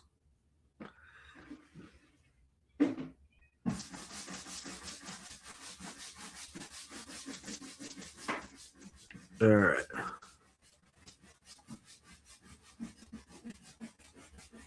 Yep. Language, the virus was released at the Tower of Babel. Oh boy. So Sally Forth Alone says Facebook deleted my dating profile like immediately because of my photo. This one. Without giving me time to change it. Yeah, I see bots and trolls all over. They can do better. They don't want to. No, they don't. They're terrible. Ah! Zoological Carpet said, reading Wittgenstein showed me my prison. Interesting. I have not read Wittgenstein, but I probably should.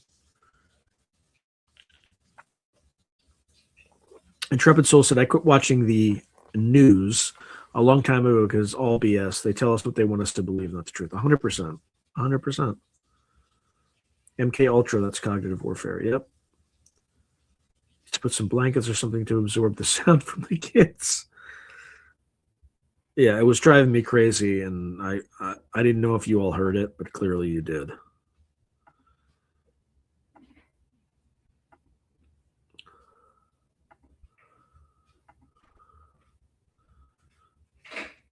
Yeah, definitely watch Jerry Marzinski. Kerp is into that too. He thinks it's intriguing.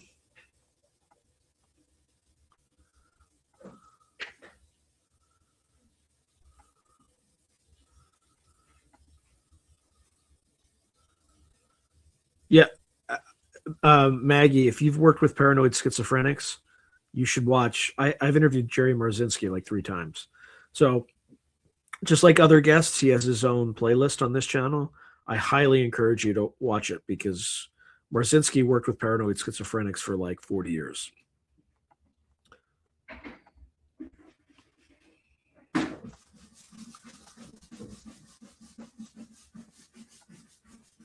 Okay.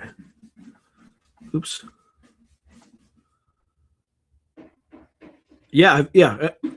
Again, he was a psychotherapist, I think, or analyst. I can't remember which one. Like they're different, but he worked with paranoid schizophrenics for like 40 years, and I have just look up his name on my playlist. There's a whole playlist where I have like my interviews with him. Yeah, thank you, Miss. Yeah, that's actually a good point. Thank you, Miss Tessa Marie. Remember to hit the like button, everyone. Where were we? Oh, for Christ's sake. Lost my place.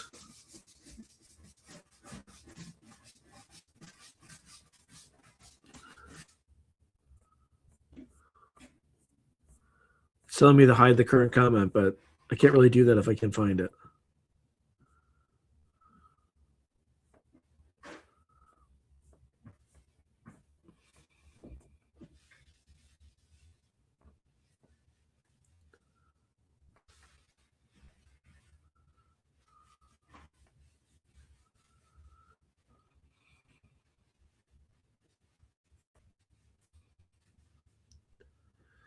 Oh, come on. Where is this?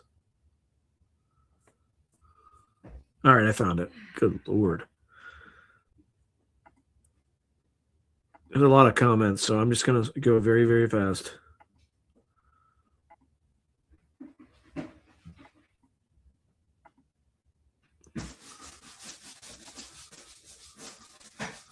Yeah, I interviewed him twice on pre-recorded interviews, and then I did a live stream with him once.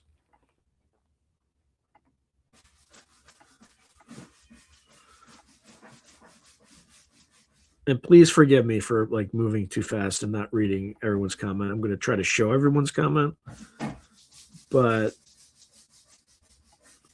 oh, what's this? Yeah, that. So Miss Tessa Marie says they're just going to drop USBs over some country with disinformation in it. Like anyone is going to put some random USB they found on the ground on the computer. You'd be surprised.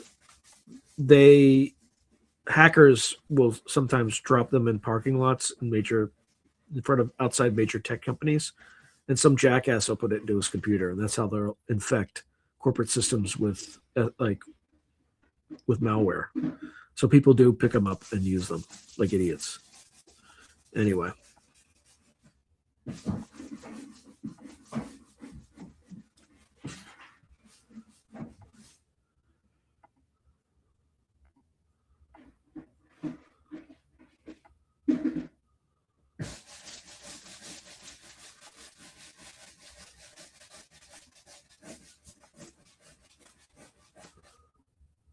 All right, again, I'm running out of time. I got like 3 minutes left, so oops.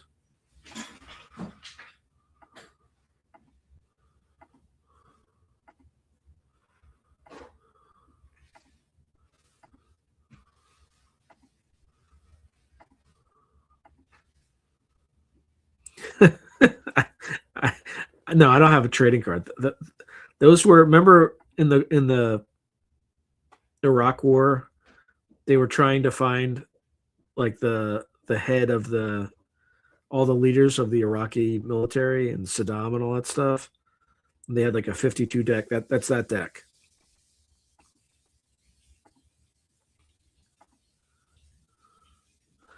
Yeah, well, there it is again.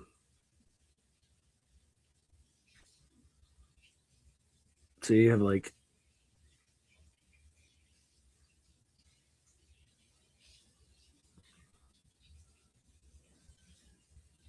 Saddam Hussein and all that stuff. So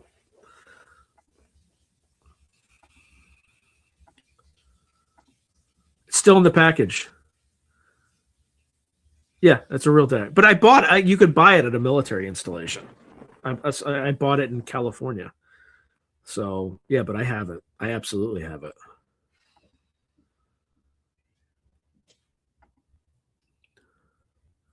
I'm too old to go back in the military. Way too old. Spiritual Ascension asks Sean, would you ever go back in the military? Too old.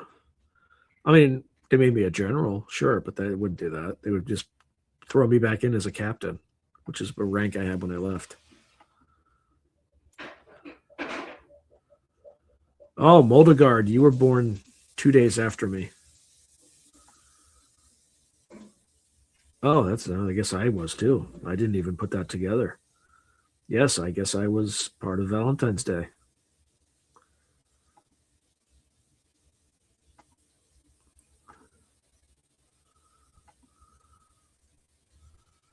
Was it really? I'm not surprised.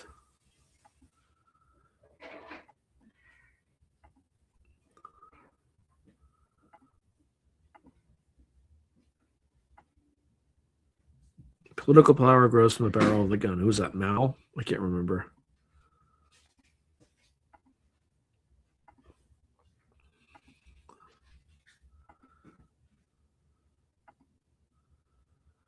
Whew.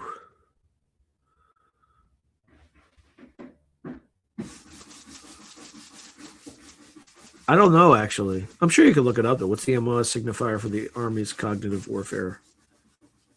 It's probably a 35 something. I'm guessing.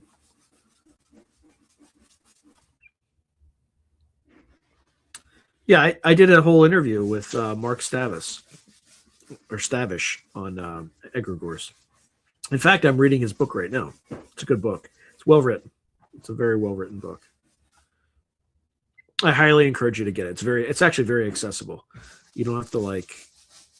It's just good. It's a really, really good book.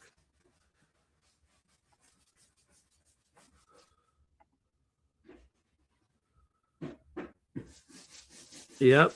Yes, you can. It's also in Chaos Magic. It's also in like Liber Null. You don't want to do that though. There's like enchantment magic and stuff like that you can do without bringing in external entities. I don't recommend communing with like non-human entities. You just don't know what you're dealing with.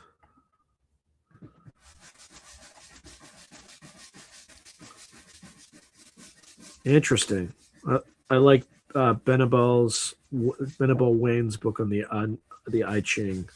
or I Ching. I don't know how to pronounce it. Exhausted. Thank you, Zane Ivy.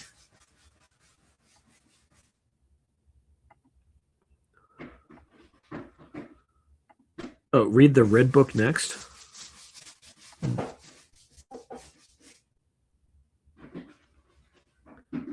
Yeah. I'll add another one. I know a person who was friends with Philip K. Dick. His name's Tim Powers. So I'm friendly with him, right? I've interviewed him on this show, but I think we did an interview. We did a whole interview on Philip K. Dick, and Philip K. Dick legit used the I Ching. And when it gave him an answer he didn't like, he would make the I Ching sleep outside. True story. True story.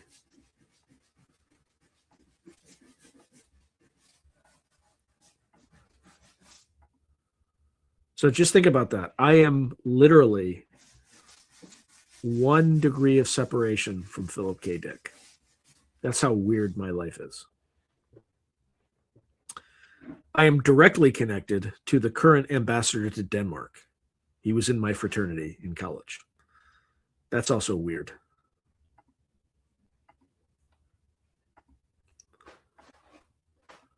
Oops.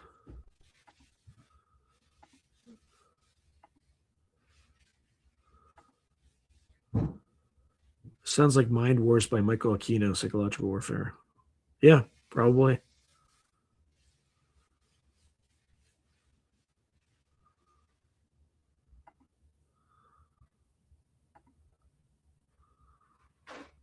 Oh yeah, Gurdjieff. That's another weird one.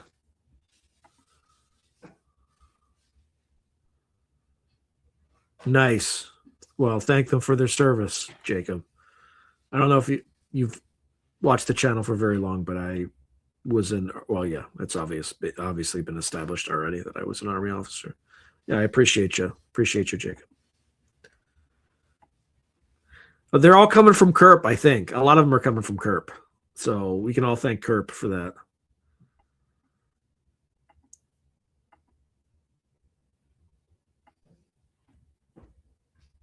Hey, welcome, abundantly empowered. Yeah, I'm sorry. This is not a professional opera. Today was not. I didn't like the topic today. I didn't think it was that great, and I struggled through it. So this is not indicative. So please forgive me. I hope I didn't disappoint you.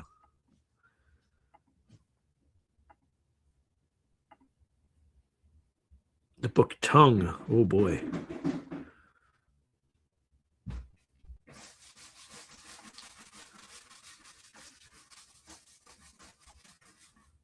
Yeah. Well, Japan won't fight for Taiwan, but we sure will. Yes, we're all in cahoots with you, Moldegard. So I do one of these every Saturday night, 2 hours. This is on radio. Just to be clear, the reason it's called Through Glass Darkly Radio is it's on a radio station in New Orleans. So, like, this is also on the radio. Anyway, but yeah, religiously every Saturday night. Well, yeah, he wouldn't be able to. Moldegard wouldn't be able to comment if he wasn't subbed. So, oh, I don't know. That's a weird comment. I don't know. Yeah, every Saturday night, same time. Like hell or high water, it always happens. So, I think I once had to show like a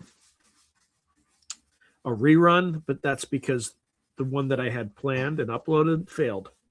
So, but hey, SNX Radio, good to see you.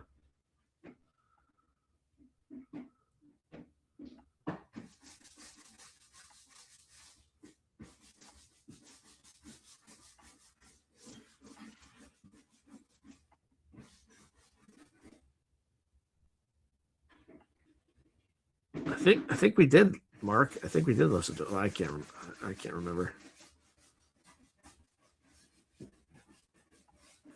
You haven't seen Spider Bite on? I don't think I've seen Spider Bite tonight.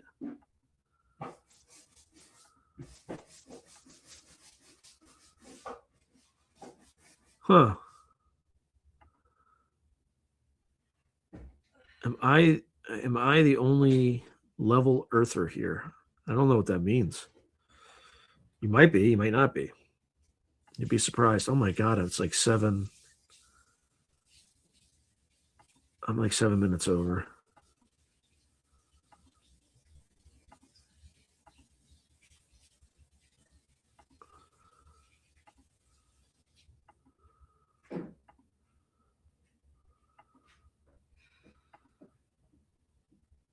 Ugh.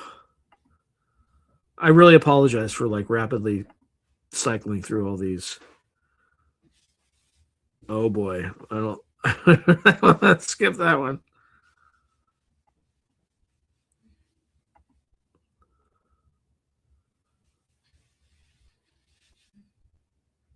Yeah, thank you, Spiritual Ascension, for explaining that. But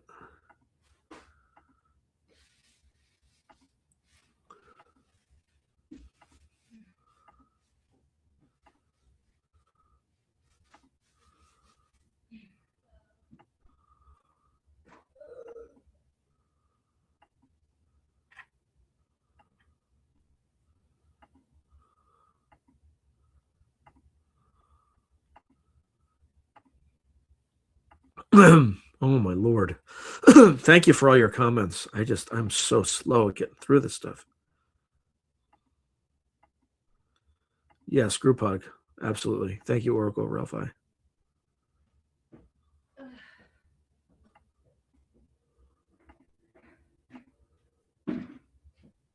Yeah, but national security. Yeah, exactly. It's just the people in power don't want to lose their security. That's what it's about. Because if we found out what they really did, we would literally tear them apart.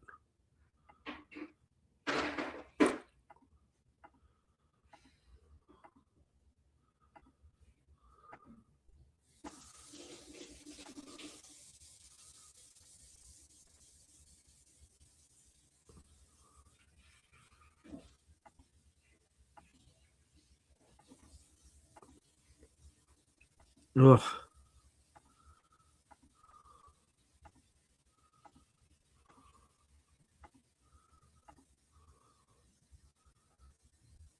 The noises in your background are the sounds of a rich man. Thank you, Discog. I appreciate that. Well, I wouldn't say rich, but I would say, why is the word escaping me?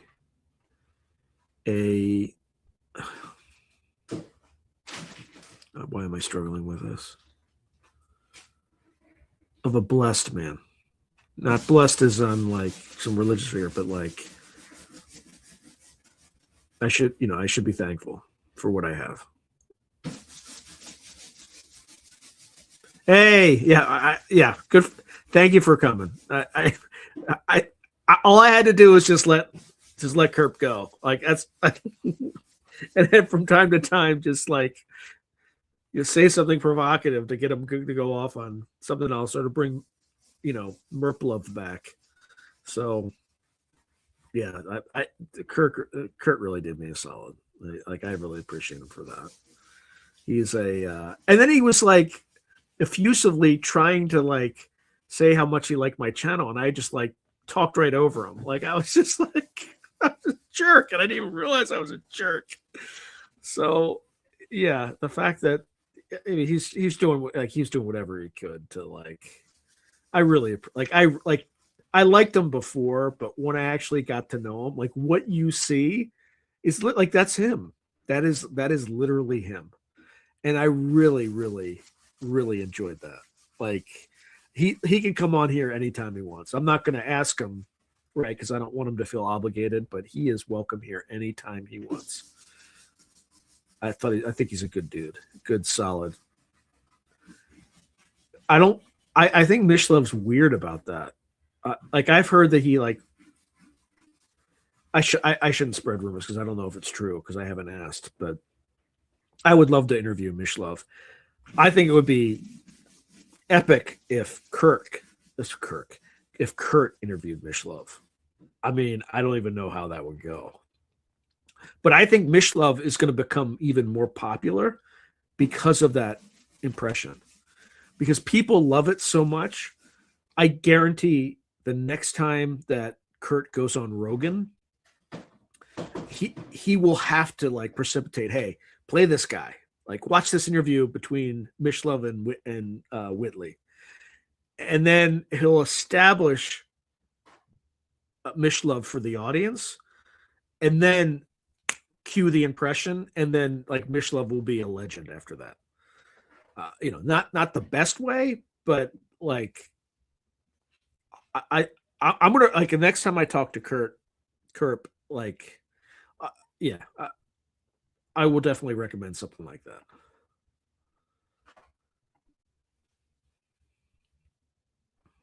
Exactly. That I think you just joined Abundantly Empowered, but like, or not just joined, but like, oh, maybe you wrote that when I said that. I don't know.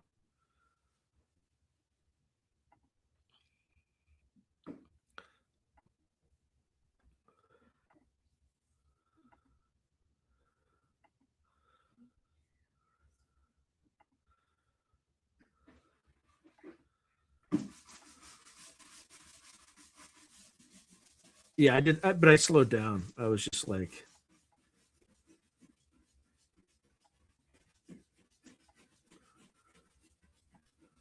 whew. Yeah, yeah. Philip K. Dick was definitely a genius, a mad one, but yeah, definitely. I actually don't think Aquino was an evil guy. I think he was a misunderstood guy, but I think he was an interesting guy. But I don't know if he was. I don't know if he was evil. But again, I haven't done a lot of research on it. But the research I have done on him doesn't really. A lot of the persona he cultivated seemed evil, but he seemed like a pretty interesting guy. Oh, what the inside info on Greenland? I don't know if I should do this. Sure, why not? Why not? Hold on, give me a second. I mean, it is pseudo public. Just give me a moment. Oh, for Christ's sake. Because I cleared my cache today, I have to deal with all this. Like, are you sure you're who you say you are?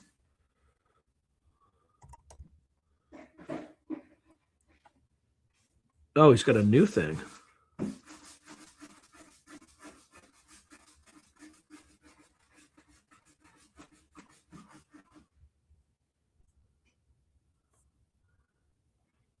Okay. How do we want to do this?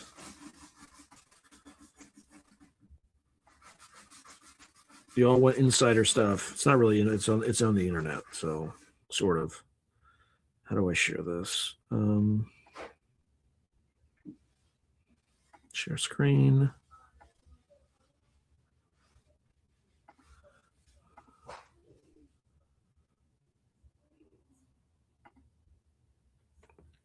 All right, can you all see that?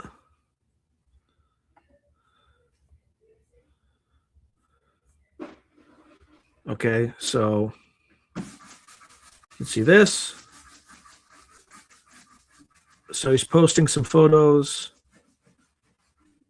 I think this was when he was ambassador to Sweden in the last Trump administration, so it's not that relevant.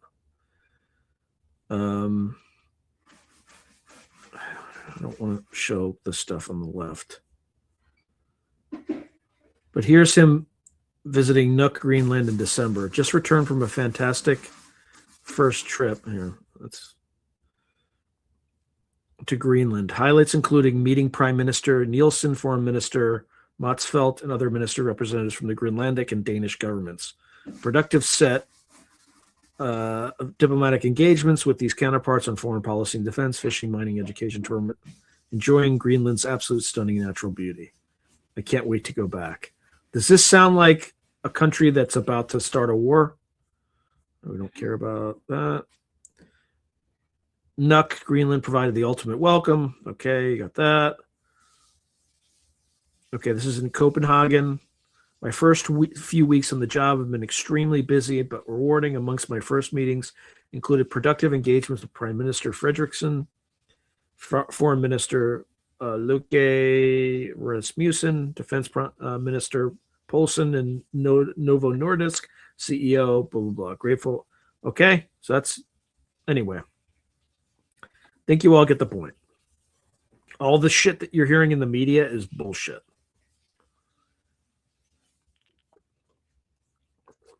So that sounded pretty diplomatic to me. Anyway, so that's as inside info you're going to get.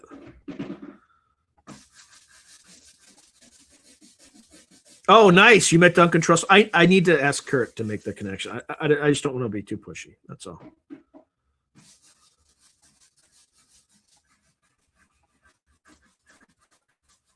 Okay.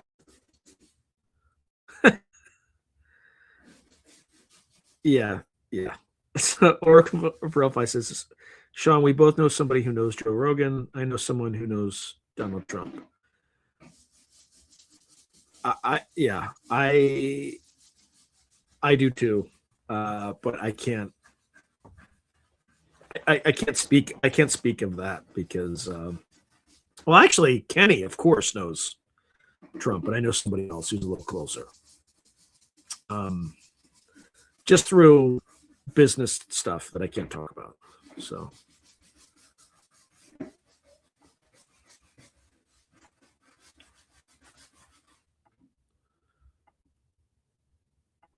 By the way, so is Nathaniel Gillis. He's in Ohio too.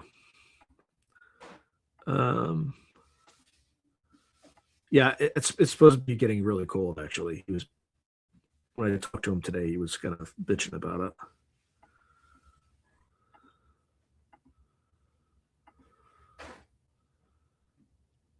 UFO Intros reposted the stream.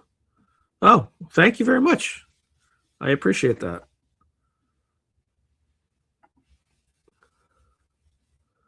Yeah, I don't. It seems like it's gonna. So Zane Ivy said, "I hear Greenland residents will likely be each $100,000 lump sum payment."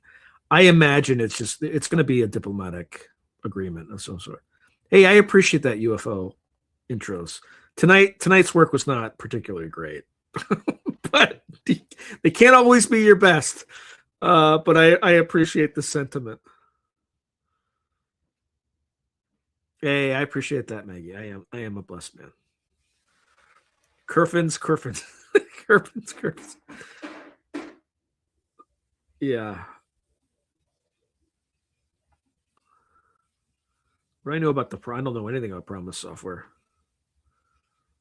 Thank you, UFO Intros. Appreciate it.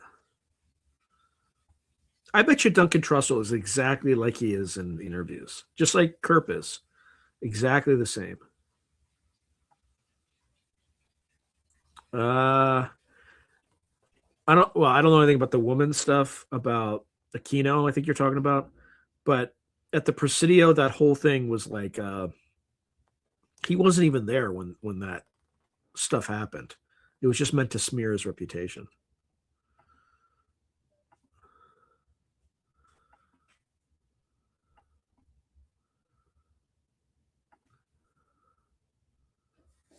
Huh. Promise Software. Interesting.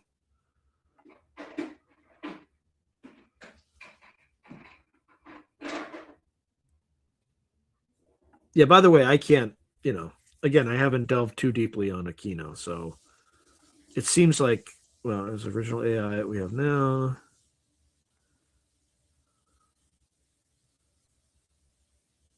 Is knowing Trump or Rogan personally supposed to be some kind of achievement? No, it's just, I wouldn't worry. I mean, Oracle of Relphi just made I don't think she meant anything positive or negative about it. Just an observation. That's all.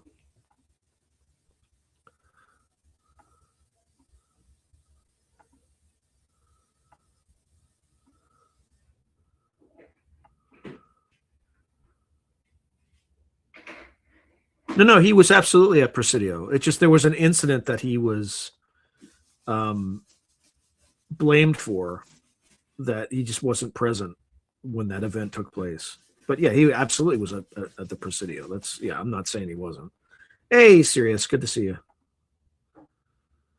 Doesn't give a, yeah, I don't know anything about Operation Phoenix. Again, just in the brief research I did, he didn't strike me as like some horribly evil person. But again, I did a very cursory background on him.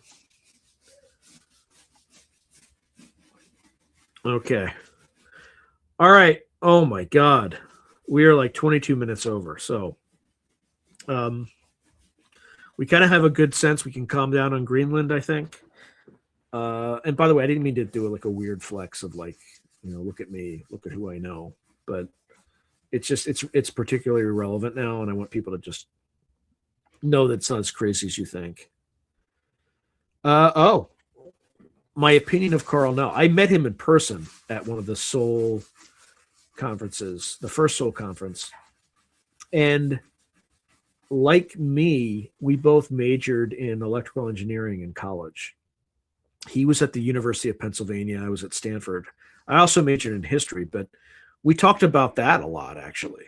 Like, that's what we talked about. It was just when he found out that I was like former Army and had majored in electrical engineering, like he was talking, we were just talking about that.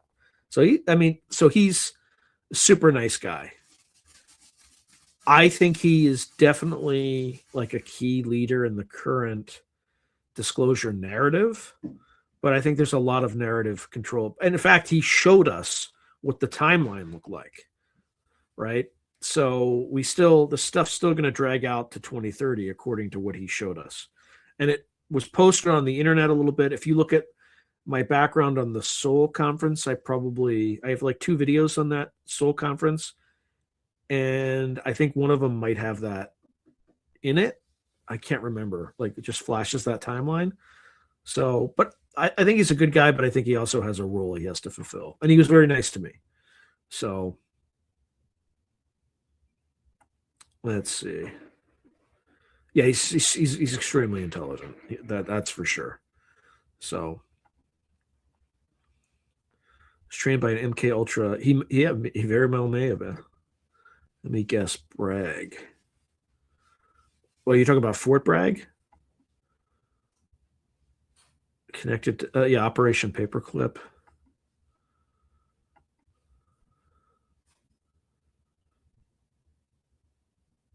Yeah, it's a done deal thing. Absolutely. Oh, why are you leaving, Uncle Ted? We're never going to get full disclosure. I've given up on the government. Like, they lied to us about everything. So anyway.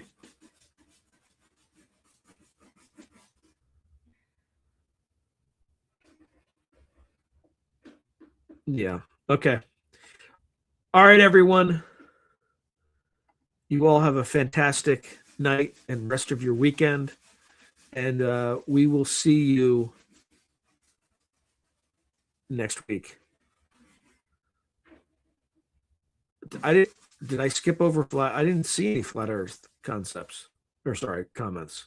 I swear to God, I didn't see any flat Earth comments in what I'm seeing. So I wasn't. If it looked like I was skipping over them, I didn't intend to do that. I don't believe the flat Earth stuff. I'll be frank about that, but I wouldn't skip comments about it. So.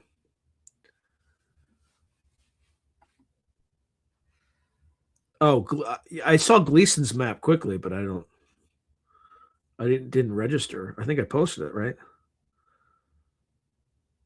Okay, look at the Gleason's map. You'll see how far Greenland extends into the Arctic Circle. Okay, I didn't know that was a flat Earth comment.